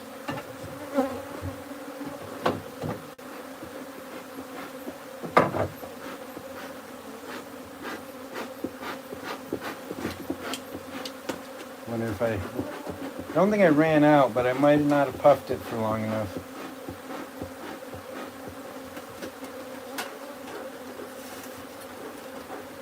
Sometimes it helps take the lid off a little bit. You can see there's just a little bit of kind of smoke coming out. That means there's just a tiny little coal in there. So if you just work it just right and keep going.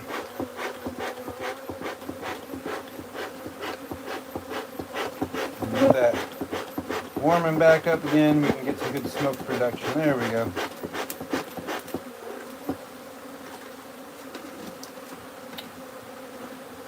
There we go.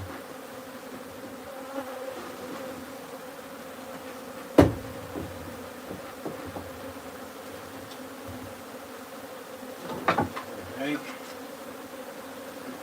We'll set these guys right up here. Let's set these right here. I need to have them right there. Can you get a good view? I'm gonna set this guy up right. I kind of lost my little stand right there. Oh, you know, I can do this. This will work perfect. Put that right there. Put that right there.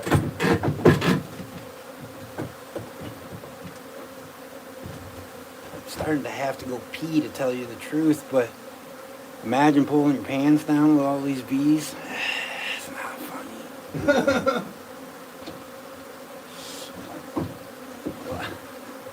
I don't want to be swollen where the sun don't shine. Alrighty, let's grab a little piece of this comb here. See that nice honeycomb, there's some honey storage in there. Still, they've gotten it very well cleaned up, which is nice. Very little honey drippage on this piece at the moment.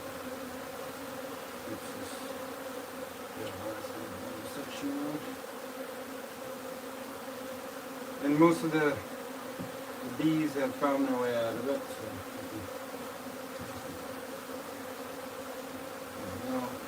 You need to get out of there. Now, we ain't trapping you under the comb. Here, hopefully you can have your sisters clean you off. I hope you can get cleaned off. Wow, there's so many guys underneath here too. We're just trying to all get to this whatever honeycomb we can. Let me put this in a better spot so we don't squish any of these ladies here. Trying to be as minimally impactful as possible. Alrighty. One. Two.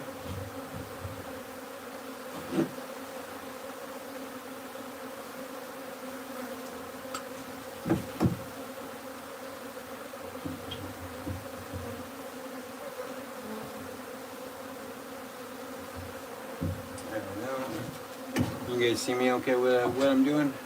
Okay, yeah, it looks like, oh. Ooh, we got another comment here. The pork chop 123, so cool. I fell in love with the bees and beekeeping after my first bee meeting. I always have bees now, and I'm moving and learning to keep bees in the Midwest where it snows. Yeah, that's the difficult thing. So I had some beehives up in Washington, and you know, it can be difficult having them over winter. I wasn't dealing with as cold as what a lot of the Midwest is. I'm also from Michigan, so I definitely know what cold, snowy weather is like. But you can insulate your hives. And in those areas, like, that's what a lot of the beekeepers do, is they'll actually, you know, insulate their hive. But also, like I was saying earlier, making sure that they got good storage of honey. And their own honey to really make it through that. Because that gives them much better energy through the winter than what corn syrup or any enriched or whatever, you know, bee candy or whatever thing that they have on the market. None of those things are actually really good for your bees.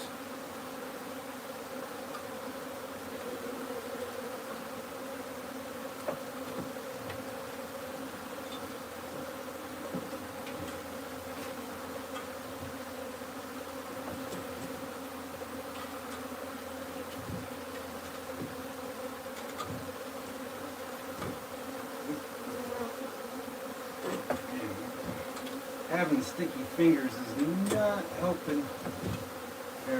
Since there's not really anyone on this frame at the moment, I'm just going to go ahead and lay it down and do it the easy way.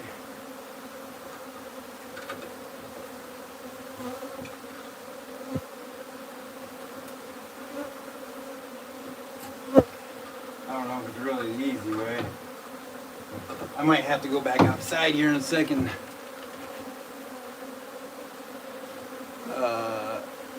So wrap the hive with foam or house insulation. Yeah, actually, Havelock Wool sells bales of wool for fairly cheap. Wool is a great insulator. You can just do the whole outside of it. But you know, if you want to do the cheap way of already having something around, I'm sure Amazon or wherever, you know, has sent you a lot of styrofoam. What you can do is you can just line the outside, you know, just like how a cooler would be, or you can even, what some people do is wrap it like in a blanket. There's a lot of different ways, you know, even an old like comforter that you're no longer using anymore. You know, thrift store can be a great place to pick up some good insulation for the bees. You know, yeah, anything like that where you can get a good insulation around the outside of the bees. In the wintertime, they're going to do such a better job.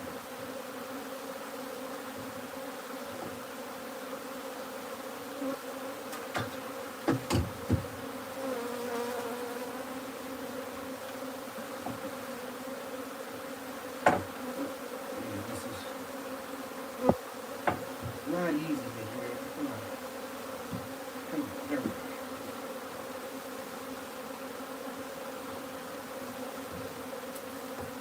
The thing about this is you got to do it on a warm day, and the thing about doing things in warm weather with wax is it's warm, and the wax becomes so soft and pliable. It's like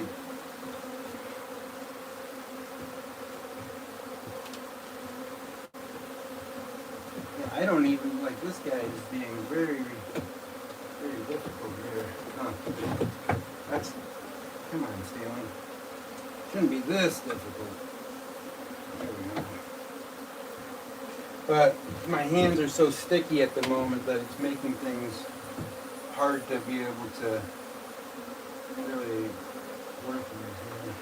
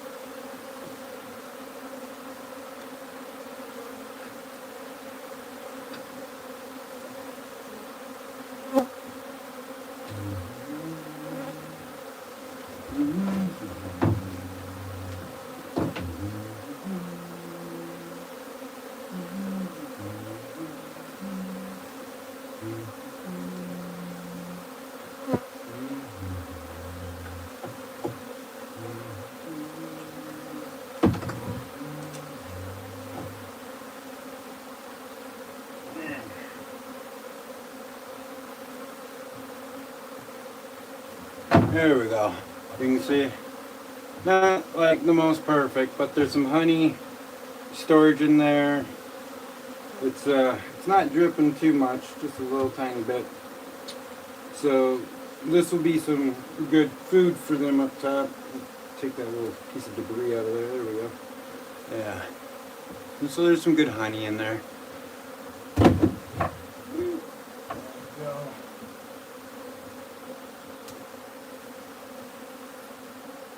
And again, that's going up top. There's no brood around it or anything. So really, this is going to be more of like their supplemental food storage for the short term until they get some more comb built up and they start producing some more honey. Yeah.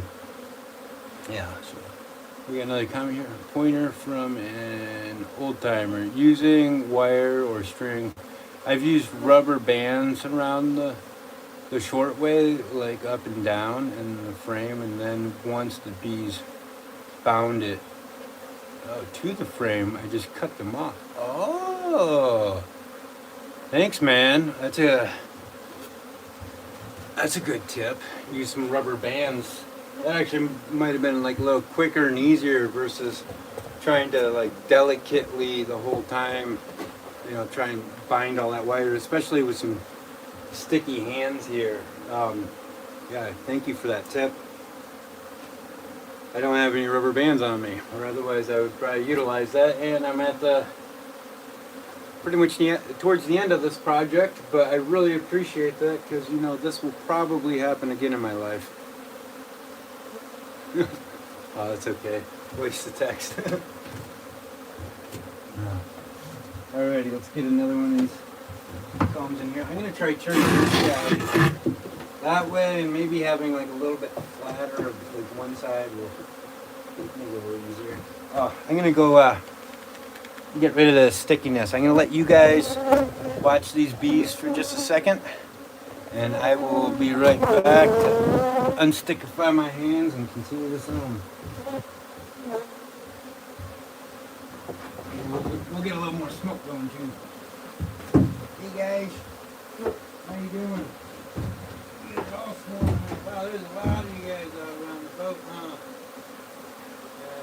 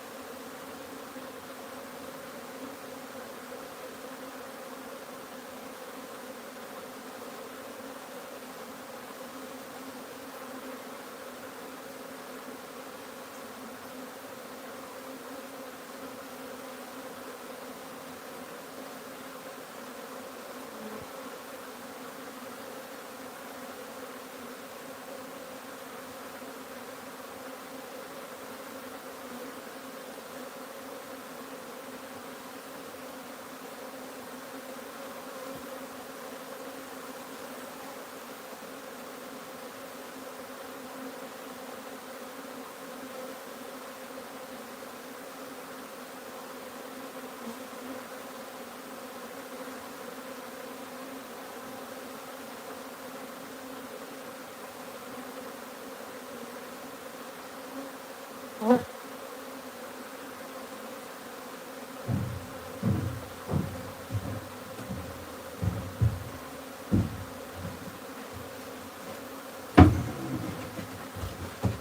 we go. Wow.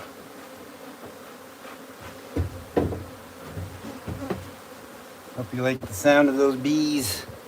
So beautiful hearing that buzz.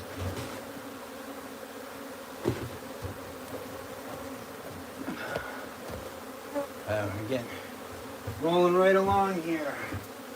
Looks like this live stream we've been going for 133 minutes. Heck yeah. Anyone who's been here the whole time, you're awesome. Anyone who's been here for even 30 seconds, you're awesome.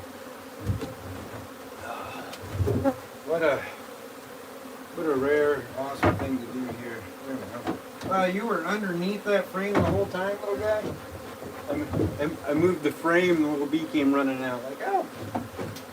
Alright, let's grab this next piece of comb here.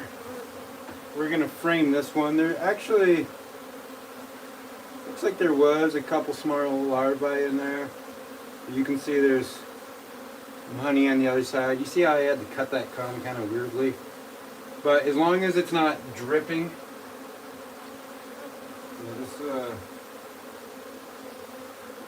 this will be another good section for them to have. To be able to eat on.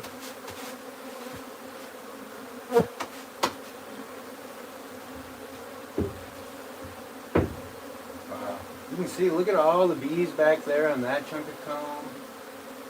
They really, wow. It's just such a wonderful thing seeing all of them. We're getting a huge amount kind of building back up here again. We'll go ahead and wipe our dustpan out. We don't want it to be too sticky for them. We'll go ahead and grab these guys off of here.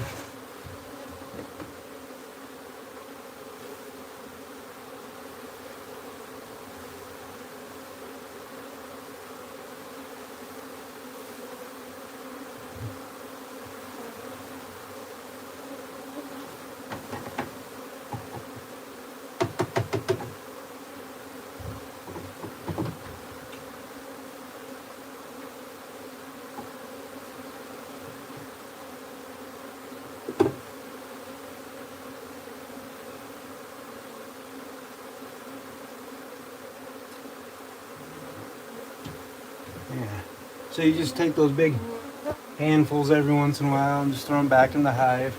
Try and keep as many bees in here as we can keep in there. Alright, let's get this next one mounted up in the frame. And now that you gave me that the pork chop, now that you told me that about rubber bands, kind of wish I had a whole bunch of rubber bands for this. It probably would make it easier. Just go snap. That is one of the awesome things about doing these lives. You know, you guys are a great part of helping out. And you never know what you're going to learn from an audience member.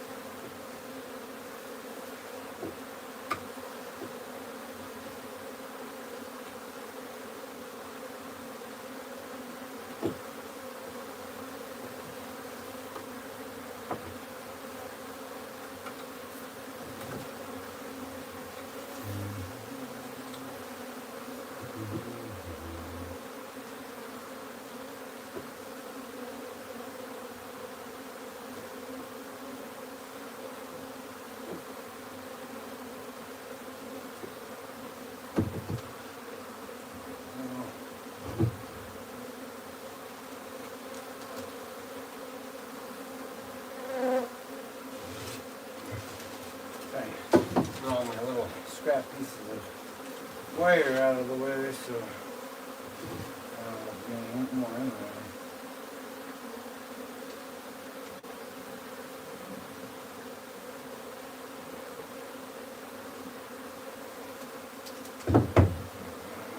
Everything's becoming so like gooey and sticky.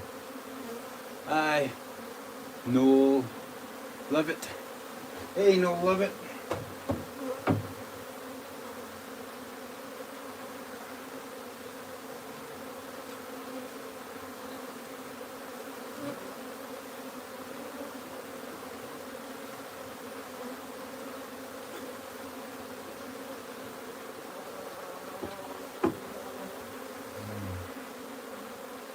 The smell of honey production is just so nice. It's something about a beehive that just kind of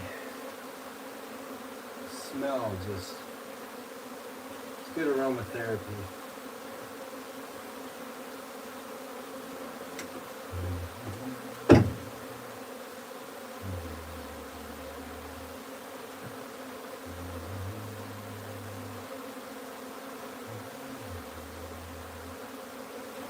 You want to kind of position that in there nicely. Now you can see that is in there. We got, so there's some capped honey still. There's some honey that they're filling. And then you can see where it kind of like cut on the back side and it's exposed. But we're not dripping anymore. So this is safe to put up top because they'll go ahead and make sure that all taken care of. There we go. And then since that's just pure honey, they can eat it, which is nice. They can, they'll use that as their storage. I think we can. Let's look here. I don't. There's a little bit of honey in this guy, not much. There was just a couple capped cups there. I think that might have been young brood or something, but they only did like 3 little babies there. And with the size of the caps, it looks like it's probably actually a drone. And you can see that piece back there has a lot of honey on it. I mean, that's really full of honey. But it's really drippy too. So I'm slightly hesitant, but I'm gonna pick it up and move it and put it over here and see. Is that gonna, is it too drippy or can we utilize this? Look at the back of that. See that beautiful honeycomb? And it's dripping. This is so heavy. This right here probably weighs like 5 pounds. You wouldn't think so, but it's quite heavy, just all that capped honey. You can see it's pretty, yeah. I don't want to turn it sideways because it'll just crack in half, but a lot of these girls on here actually are stuck. They're too full of honey. And you can see back there, really pulled up a pile. So I don't want to put this on top where it can drip down on the brood. So we're gonna put this one back over here. Ugh. We'll look at this guy here. So you can see there's some nice open comb. There's some bee bread in there. There's a little bit of honey on the backside. There's some fatter comb and thinner comb. So I think this piece here, since we have so much up there, this would be a good piece for them to start turning into some like honeycomb and utilizing. So I'm gonna set this down here. We can take this frame. I like to put it kind of over top like that, and just see where. Here, can you see good? See where the line is. So you make, so you can make it best size as possible. So if I take it here, I have the top right there, and then I can just kind of come down the comb right here, make a couple incisions. And then what I can do is just carefully cut this away from the comb.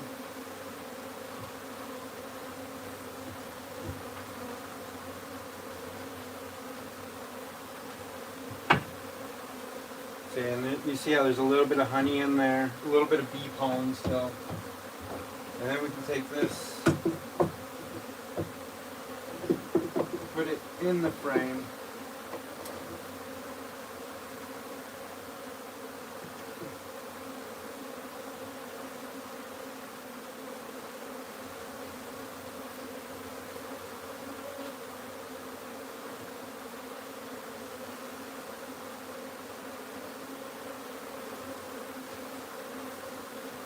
See, when you get a good cut like that, it almost fits in there just perfectly on its own. You see, I really don't even have to wire that in. And I really don't want to use wire as much as I can. So since I got that, stuck in there good, look, see, it's not falling out, it's not going to fall on them. So I'm going to just go ahead and put that in the way it is instead of wiring it.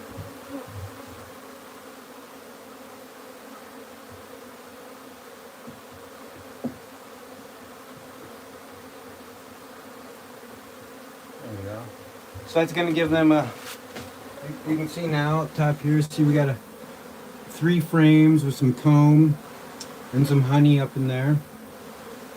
They're coming in and out right there a bit. They're coming in right here. But for the most part, it seems like most of the bees are actually still, oops, shoot, don't want to push on that, are still like deep down in the hive, which is great. I want them to stay in that hive. And especially as we're getting closer to sundown, I want them in that hive because we're going to close all this down and seal it off. And by doing that, we're going to, that way we can move the whole hive out of here. But we want all the bees we can to be in there. So...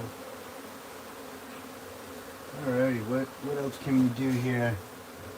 Again, I think this comb here with how much honey, like look at how drippy that is. Like, see all that honey on there. Going all the way back there.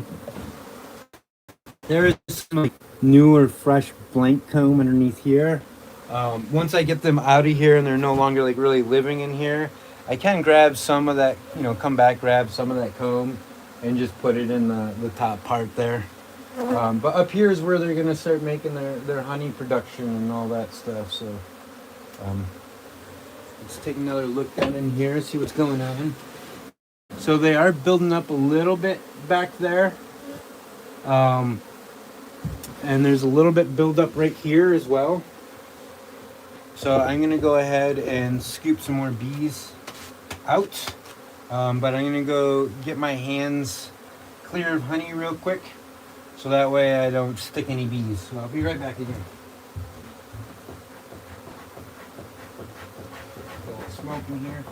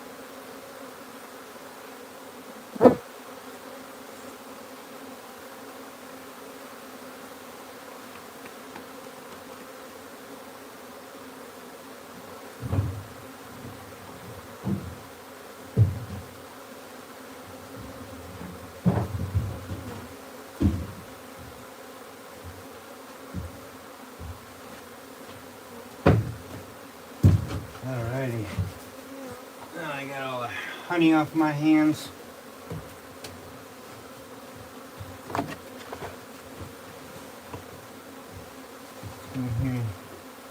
Collect some more bees.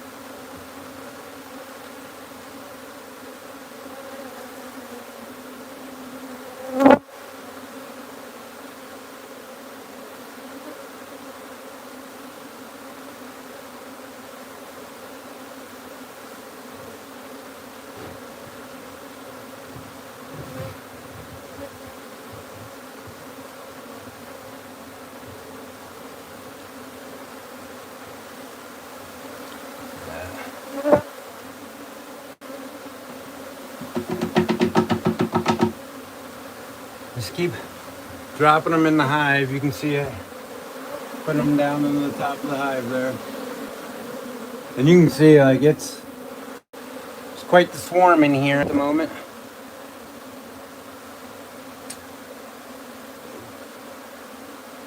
Buddying. Hey people. Nope, nope, nope. Yeah. I don't get to say nope. It's, yep, yep, yep.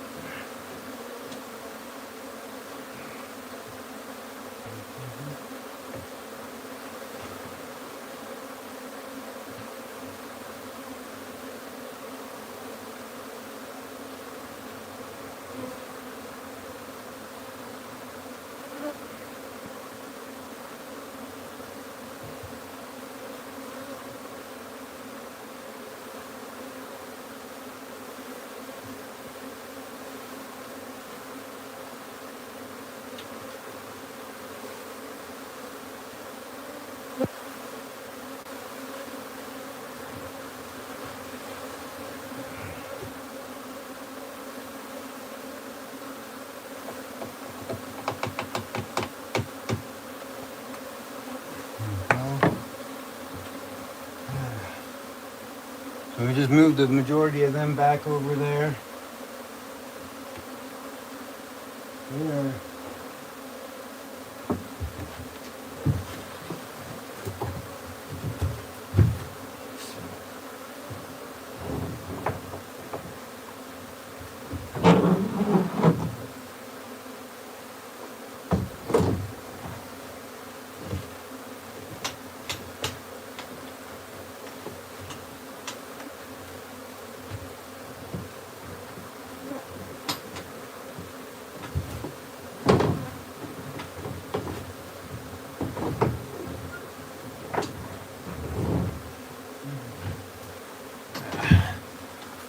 Try and get these cords all out of here. Then, yeah, so there's some extension cords running in. What I'm doing is I want to go ahead and seal this off up there. I don't want them flying out that window. And as the sun goes down, I'll also clear out I'll make it so we can seal off this back part here. A good majority of them should be coming back in here soon. I don't know if you can see or not, but the sun is getting close to setting here soon. Oh, and my battery's getting close to fading. Let me put you guys on the charger real quick. Got the handy dandy power bank. And there we go. Let's get you. Where's the hole at? There we go. Alrighty. Looks like good. We're charging now. Nice. And you guys can still see the bees good. Good. Alright, I'm gonna get that back here. Get this extension cord out of here.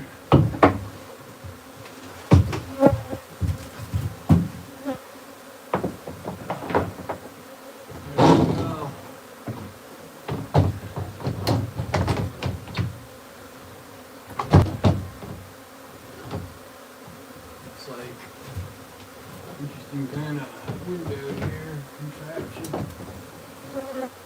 There we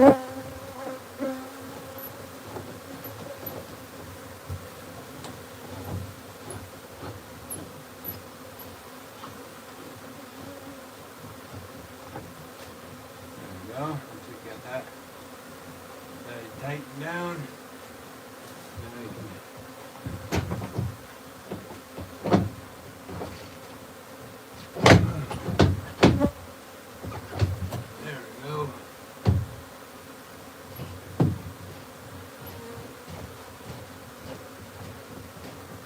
there, now we're getting the top window closed up. We don't want them to find their way back in and out of here too easy. Some of them are trying to get out right there, but you know, it's okay if they end up forming these groups up here on the ceiling and stuff. We can take them, brush them down like what we have been, and put them back into the hive. So now that area is all closed off, which is good. We'll want to get some plastic here for that top part. Whoa, look at the javelina. Can you see the javelina out there running? I think it came up smelling the honey and the bees just attacked it. Yeah. We're out in the desert. That was cool. I don't know if you guys got to see the javelina or not, but that was cool. Yeah, that's really cool. Out here during the day too, a lot of times they like to be more night dwellers. Not that they don't come out in the day, because they do. Alrighty, I think. Wow. Wow, what a day, guys. What a day. What a day. Yeah. Pretty big amount of loss here, but hey.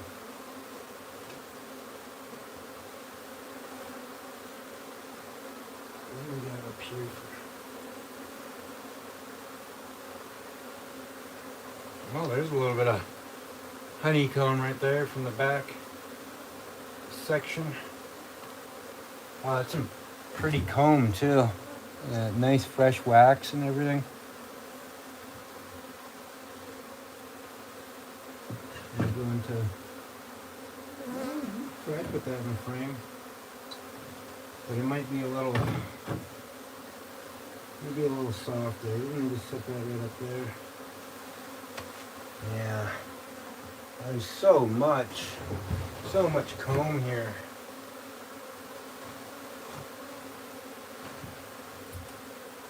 Wow, there's huge amounts of comb in the back too. Wow. But yeah, all this that's left for the main is just all it's all just honey. It's all just their honey storage. We did get pretty much all the brood in there. And I'm really hoping that the hive just starts taking over the box, and you know, it's not going to be too big of a confusion in the transition for them. So, does anybody out there, since I got a moment, have any questions? Anybody in the audience? There's like 14 of you people in there. Nice. Oh, we got 16 likes. Awesome. Thank you. I really appreciate all the thumbs up all of you guys have given me. That really helps out. Well, you guys all know, you all watch YouTube. I don't need to repeat what everybody else repeats. We all have know the gist here. If we like something, subscribe to something, well, you get to see it more often and more people can too. Just take a look at that. Down in that comb. Look how deep those tunnels go. Wow. And some pretty thick, massive combs too. Yeah. Well. Huh. What else should we do here for a little bit now? We'll go ahead and scoop some more guys into getting them back into the hive here. Looks like there's a cluster that keeps wanting to build right here in the corner. We can just kind of push them out of there. And just, put them down in here with the rest.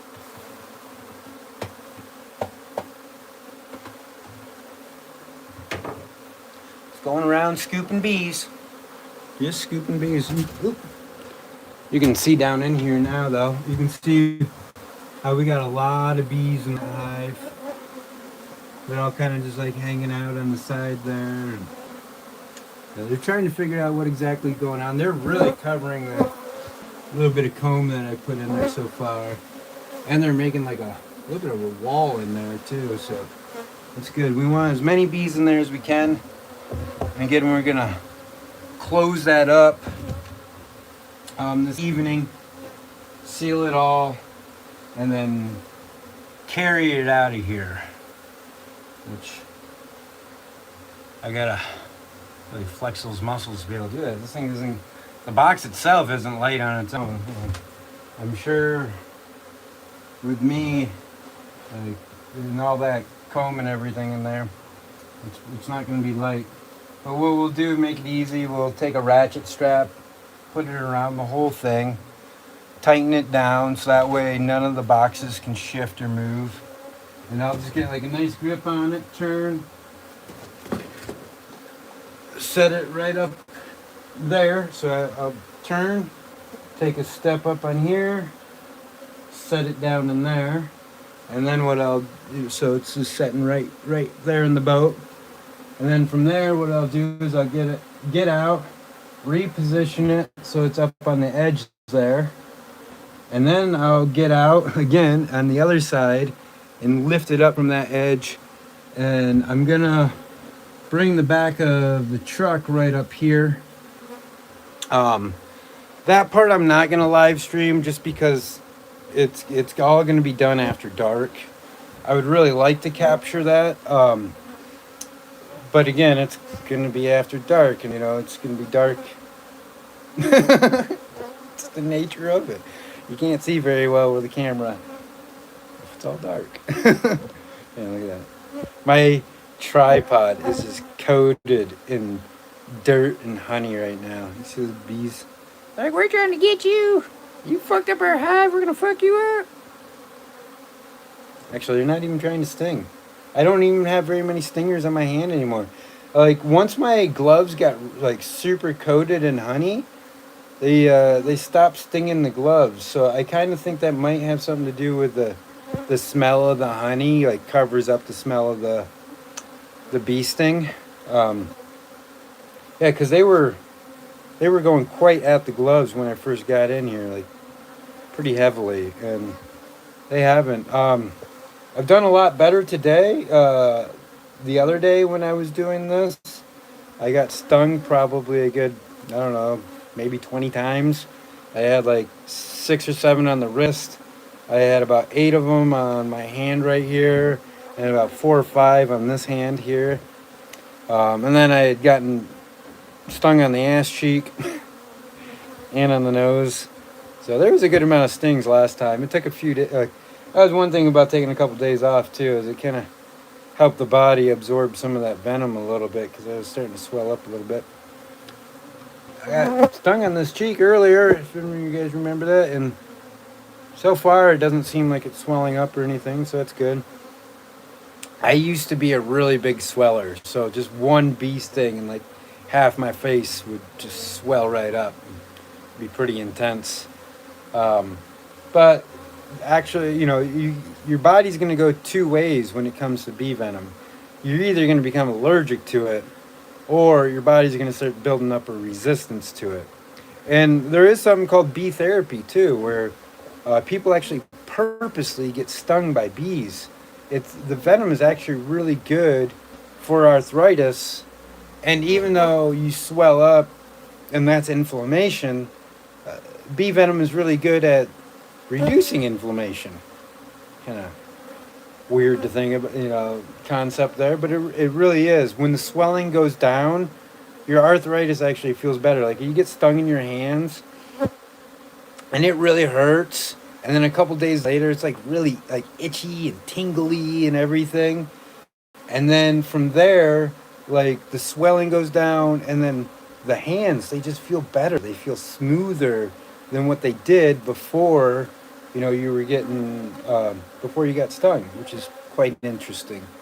And then also it helps your nerves. Your nerves regenerate. So I have carpal tunnel in both arms, and I used to be able to take my fingernails and just kind of like dig them right into the tips of my fingers, or I could even stab them or whatever, and it didn't phase me at all. It didn't hurt because I had very little sensation in my fingers, and that's a part of carpal tunnel, is losing sensation in your fingers. But by getting stung a bunch, I've gotten more sensation back into my fingers, which is really interesting. So now when I get stung on the finger, it actually really hurts. Whereas before, I didn't really feel much of any of that. Oh, alrighty, here, let's give you a little look at the weather outside. It's quite, look at those clouds. So we've been doing this down in the low. And one reason why I kind of chose today is we are above 80 degrees, but we're like getting this wind in here, and possible rain. I wanted to get it, one, finished up before the rain came, and two, I figured they would be less aggressive if there was a bunch of wind. So the other day, the neighbors, they all got chased into their house, and there wasn't much wind, and so anyone they saw, they just went right after. But like, folks aren't seeming to have any issues today, and I think that's directly correlation with the high winds that we're having and the rain coming in. They're just sticking around. They're staying pretty close here, and I'm happy that they're all kind of making their way back into the hive at this point. That's really what we're just waiting for them to do. There was so many more out here. There still is some like clumps. What they're doing is they're actually eating up a bunch of the honey from the bottom of my boots, because I stepped through there, and so they're eating up a bunch of that honey, trying to save as much of the honey as they can. I mean, they made this stuff, and now it's like all over the place. So yeah, when my hands are sticky again, so I'm gonna go dust my hands off again. I'm gonna let you guys watch the bees, and when I come back in, I'm gonna go again and scoop up some more bees and get them back into this hive. We're gonna just keep doing that process until the bees have pretty much went to bed.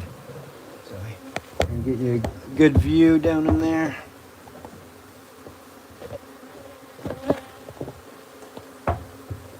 There you go. Look at that. Look at that production. All that out of there. Okay, I'll be right back, folks.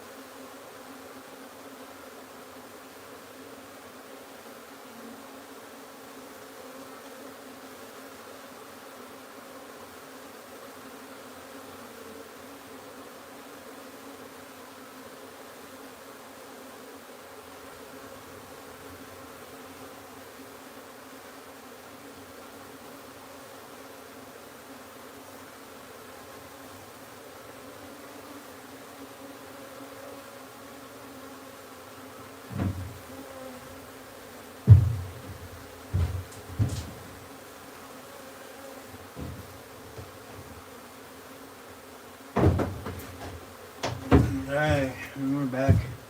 Got the puffer going a little bit here too, just to kind of calm them down a little bit.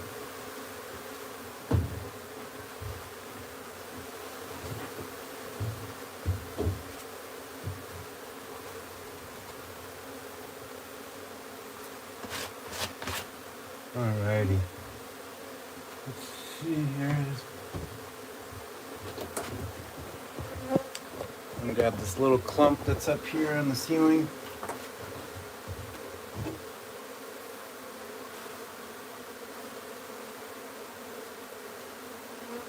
Put them in there.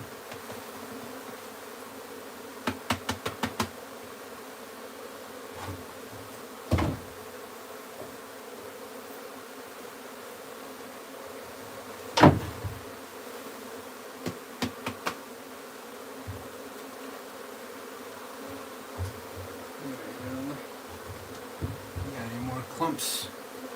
Get all the clumps out. Just like your gravy. Get all the clumps out of the gravy. Get all the clumps of bees out of the hive. Not really much on there. Not a whole lot on there. Doesn't look like there's a bunch back in there. The numbers are definitely starting to fall. There's a lot less big groups of bees being formed.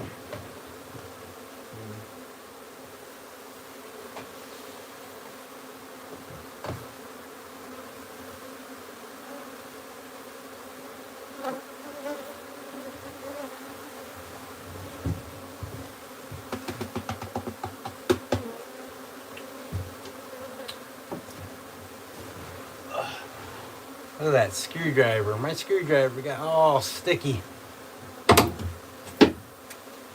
Yuck. Alrighty. We got we got little groups right here.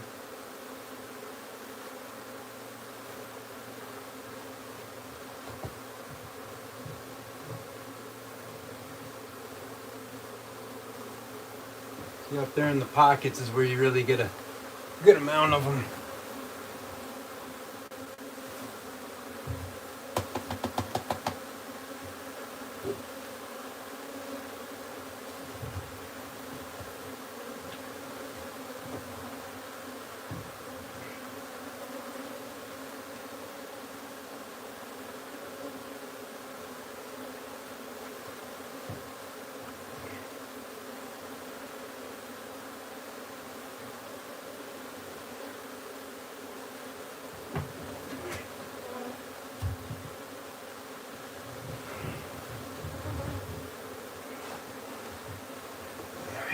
Get all these big clumps of bees out.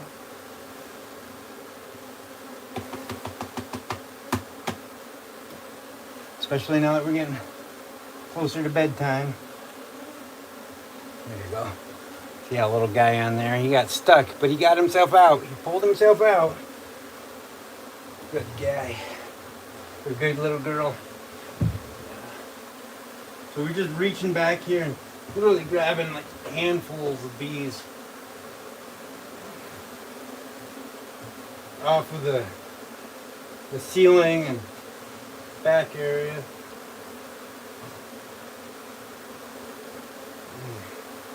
Hopefully, if I haven't gotten the queen already, this will get the queen.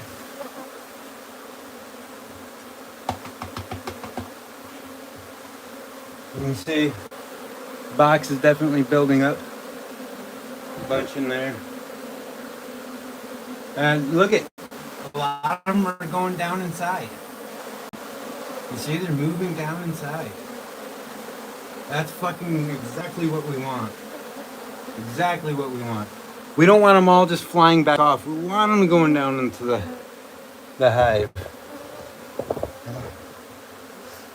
And reaching your hand into a beehive, I mean, I don't suggest just like doing that. I don't. But if for some reason, you know, it's not my recommendation to reach into a beehive, but if for some reason you find yourself in the opportunity It is an amazing thing sticking your hands into thousands and thousands of these. It really is. There's the warmth that comes off, the vibration, the feeling, like all of it. Um, and one thing about working with bees, it's like one of the most calming things you can ever do. Like you wouldn't think that working with bees would be so calming, but it really is because you have to remain calm. That's one of the biggest things keeping them from just like really attacking me. If I was irate or emotional or whatever at the moment, like they would be on me like crazy. But the calmer I am, the calmer they are. So, yeah, look at that. Look. See, they're forming a little bit around the side, but a bunch of them are going down in there. It's really cool. See, they're forming a few more clusters up top there. All we're doing is just going back through, kind of. See, a bunch of them are flying back in there and going right back to that clump, but not all of them. And the more that we scoop them out and put them back and scoop them out and put them back, the more they're gonna be in that hive. And once that hive is, you know, once they're all in there and they're closed up and moved, like, you know, then they'll be able to really thrive. So wow, there is a lot of bees up in the actual hall. So I kind of wanna be able to grab them.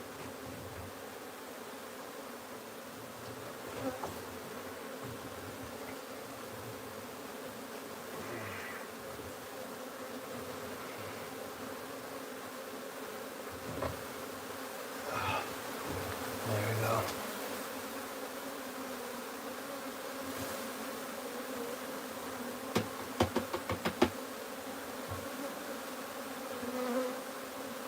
Whoa, I hear that hum. I wonder if is the queen around? She could still be in the back there trying to stay the hell away from me. I heard that hum. Wow, there's so many bees up in there. I want to get up.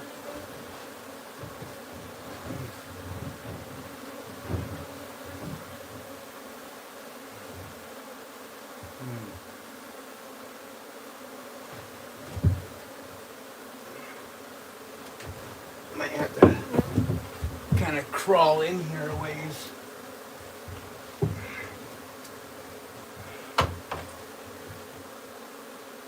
Not quite long enough.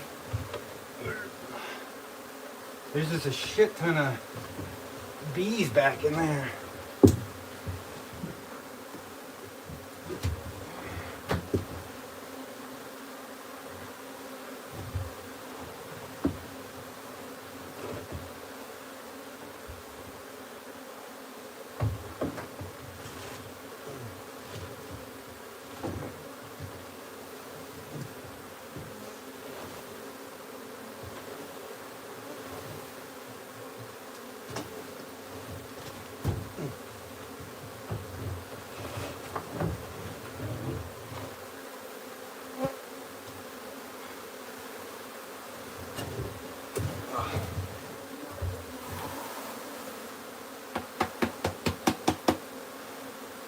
Man, I really have to crawl in there.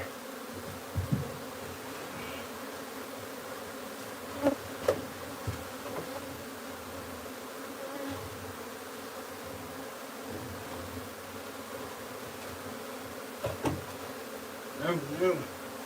I'm stuck.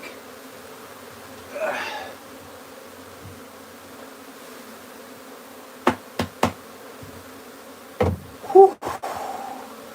I almost took my bee hat off. You can see now. Look at all those bees in there. They're hiding like right up top back there in just like big clusters. And so again, I'm trying to get them to go back into here.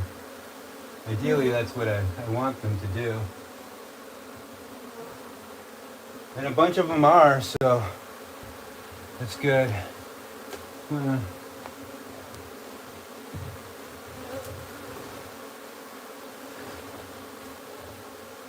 You know, we're not going to get them all. That's unfortunate, but yeah, it's the truth of it. We're not going to get them all. But we're going to get as many as we can. So I'm going to climb back in there again. I don't like how my hat keeps getting stuck, but I want to get these out of there, and I'm really hoping that queen is already in the new hive, but you know, just in case, I just got to keep going.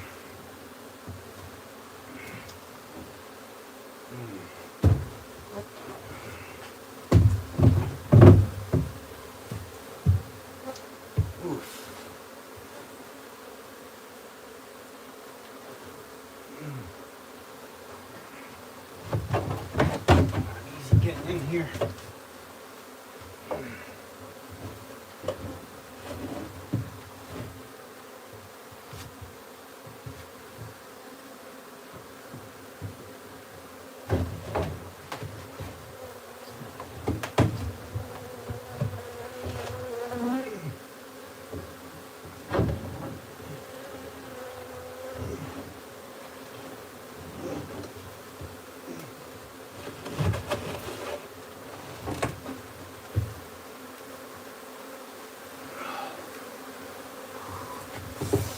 Got a couple stings up my legs, but we got another good group out.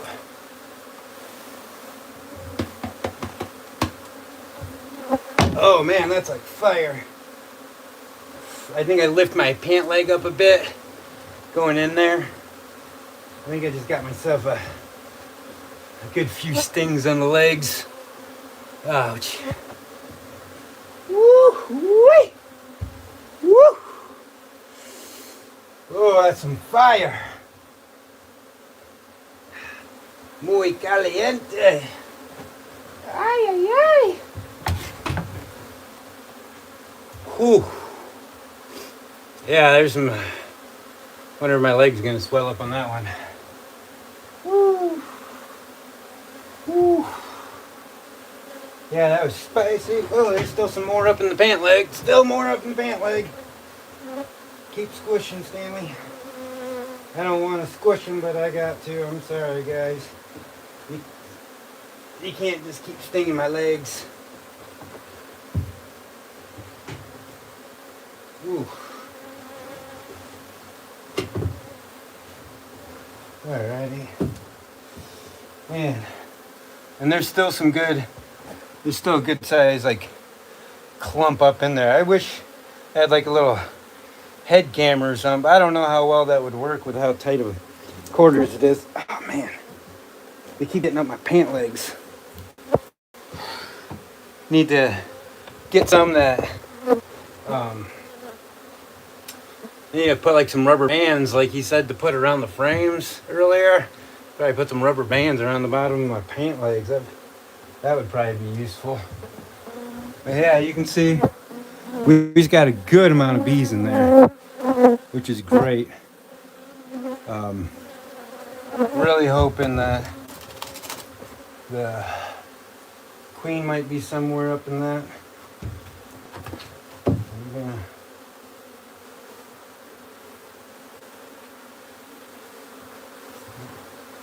keep dumping them in.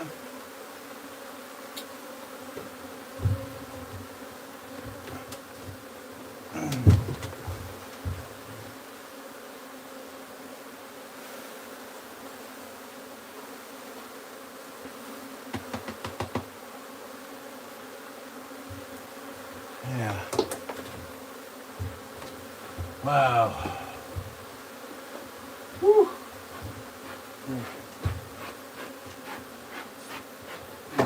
Smoke up my pant legs a little bit.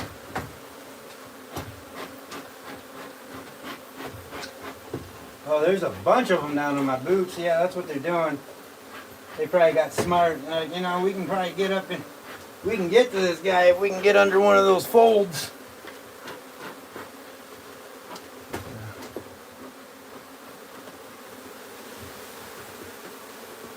Give him a few little puffs.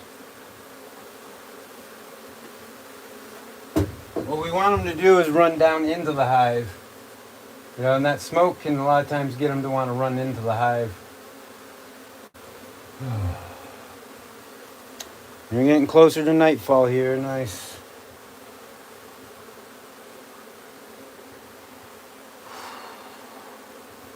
Wow.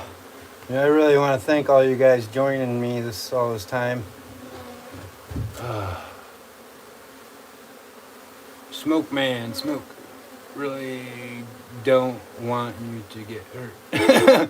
Yeah, thanks. I appreciate that.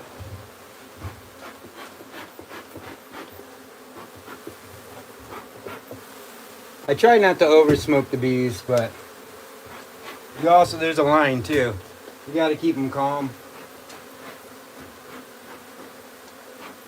Thanks for the reminder. I'll take a little moment to fumigate myself. Woo! There we go.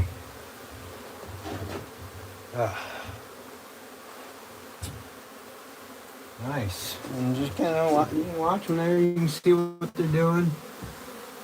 Yeah, I see some, like quite a few dropping down in there, going further in. Some are walking, around sides, kind of checking things out. But look at there's a lot in there now. They're really filling that hive up. Not seeing really anything come out the bottom. But once the sun goes down and we get a little bit more, we'll keep scooping these bees in there. They're just, there's only one way to get out once the top is closed, so they will figure out how all of it works. Just take them time. They're bees, it takes them a little bit to learn all these things and figure it out. It's not like I got to send them an email with a memo saying, hey, this is what's going to happen this week. I had no clue about any of it, but wow, yeah, look at all those bees in there. A lot of them are sticking around. They're not just flying right back off. First started, a lot of them were trying to, of course there's some that stayed, but there's a lot that are like just coming right back out. So I'm still seeing some go back in there to join the group inside, but a lot less of them are going in there, which is nice. I'm trying to watch the behavior and see, okay, am I only seeing bees leave? Or are there bees like coming back? And so, okay, I'm seeing some bees come back and land right on the hive, and they go down and enter it. And there are some bees leaving, but if I look and kind of count, it seems like there's more bees actually coming to the hive at this point than what there is bees leaving the hive. And so that makes me happy there. So, yeah. I'm gonna reach myself back into this thingy one more time. Hopefully they don't make their way up my pants again, because I think I just got like 3 or 4 stings on my leg.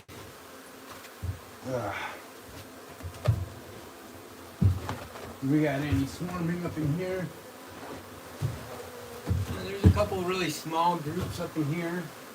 Not much. I'll try and let them accumulate a little bit more.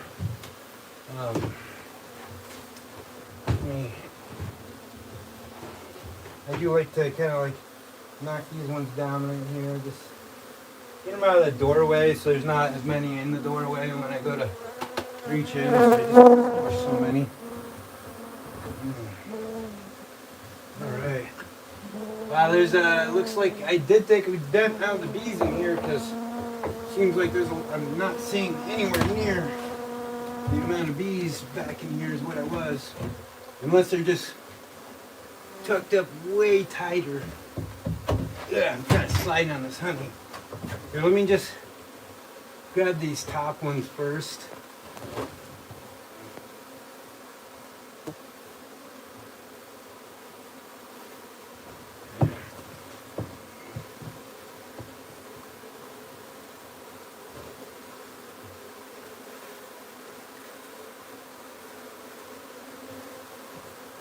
There you go. There wasn't as many as what there has been.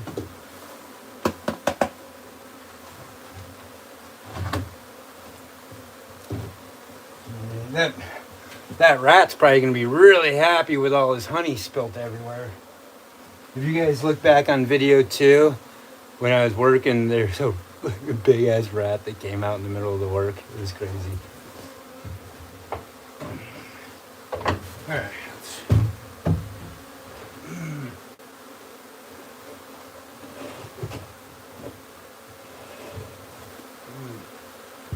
Man, I keep slipping. Honey is slippery.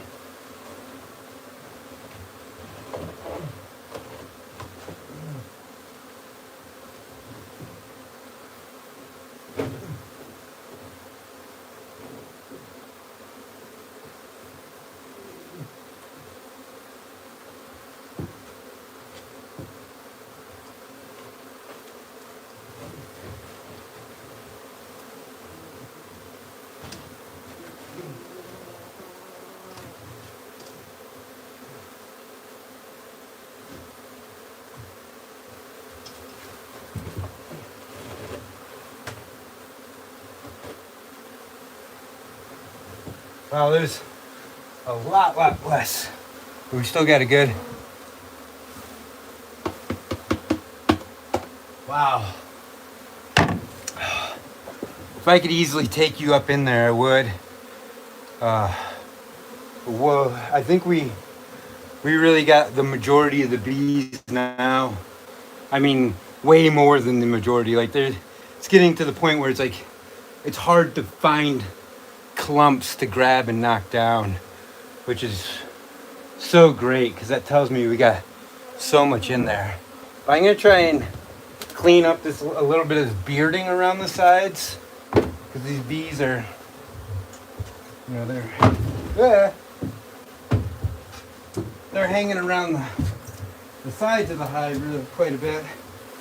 I want them to go like down in the hive, so just simply go like that.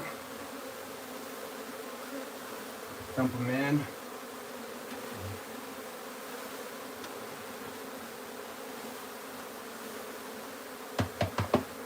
I just kind of dump them down into the hive like that. So that way they're not all around the sides and, you know, they're in there. Whew. Tell you what, folks. This has been great. I really appreciate all of you. I mean, I'm a sticky, dirty mess at the moment. Got a few stings here and there. But overall, like, I think this is going to be a success. I think this is really going to work quite well.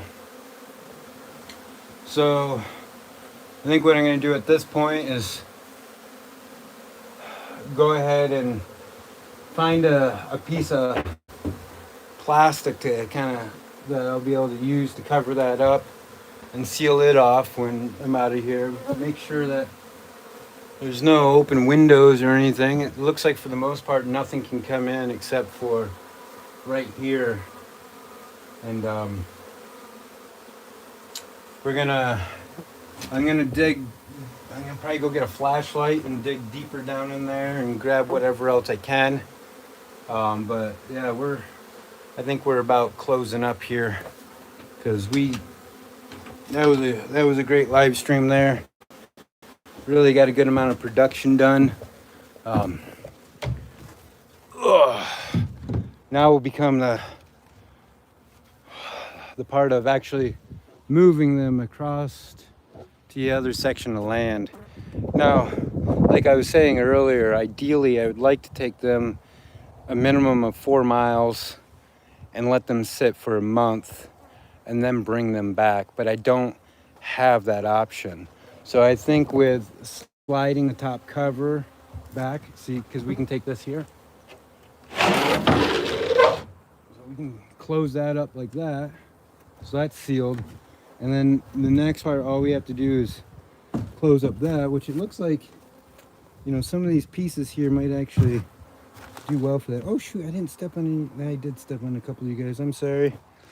Sorry guys. I didn't mean to do that. I was live streaming. Didn't watch what I was doing.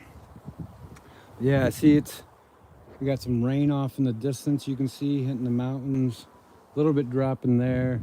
Starting to get a little pink into the clouds. The sun seems like it's probably getting fairly close to setting there. Yeah.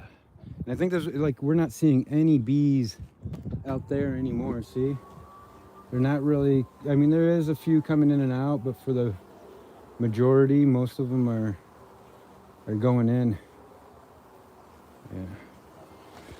Here, guys, we want you to go in too. So how about you go back inside? Find a good spot there. I don't know, we can put that in there like that. We'll be able to cover that with a piece of plastic or something fairly easily. Oh, I think I'll be able to take my gloves off without them stinging me too. This is nice. When the sun goes down, they start really calming down. Oh. I'm a little thirsty, a little tired, a little stung, but overall I feel like it was a great day, and we're going to be able to move even further through this. And with all that I got out of there, I think by this point we most likely got the queen out. And if for some reason the queen didn't get out of there, then you know, they'll be able to produce another one. There was a bunch of queen cups in there, so I think the overall the entire hive will be just fine. And I got a bunch of bees still just walking around me, huh? They're just waiting for me to take this off. That's what you're doing, isn't it? Like, I'm just waiting. Just waiting. Trying to get under my hood.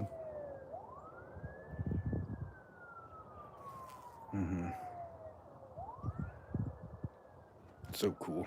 So cool. But with that, everyone, we've been live streaming for 197 minutes. It's a pretty nice long live stream. Thank you all for joining me.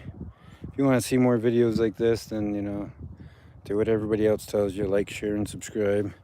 And then I'll be taking some more videos as time goes on, doing some live streams with them when they're in their new home. And I'll give you some updates to see how the stuff is going, because I figure you guys deserve to be able to, you know, since you went through this process, to be able to see the accumulation and the finishing of it. So with that, I appreciate all of you guys, and thank you so much to the deepest part of my heart for being here and watching this and following along with me. Peace out till next time.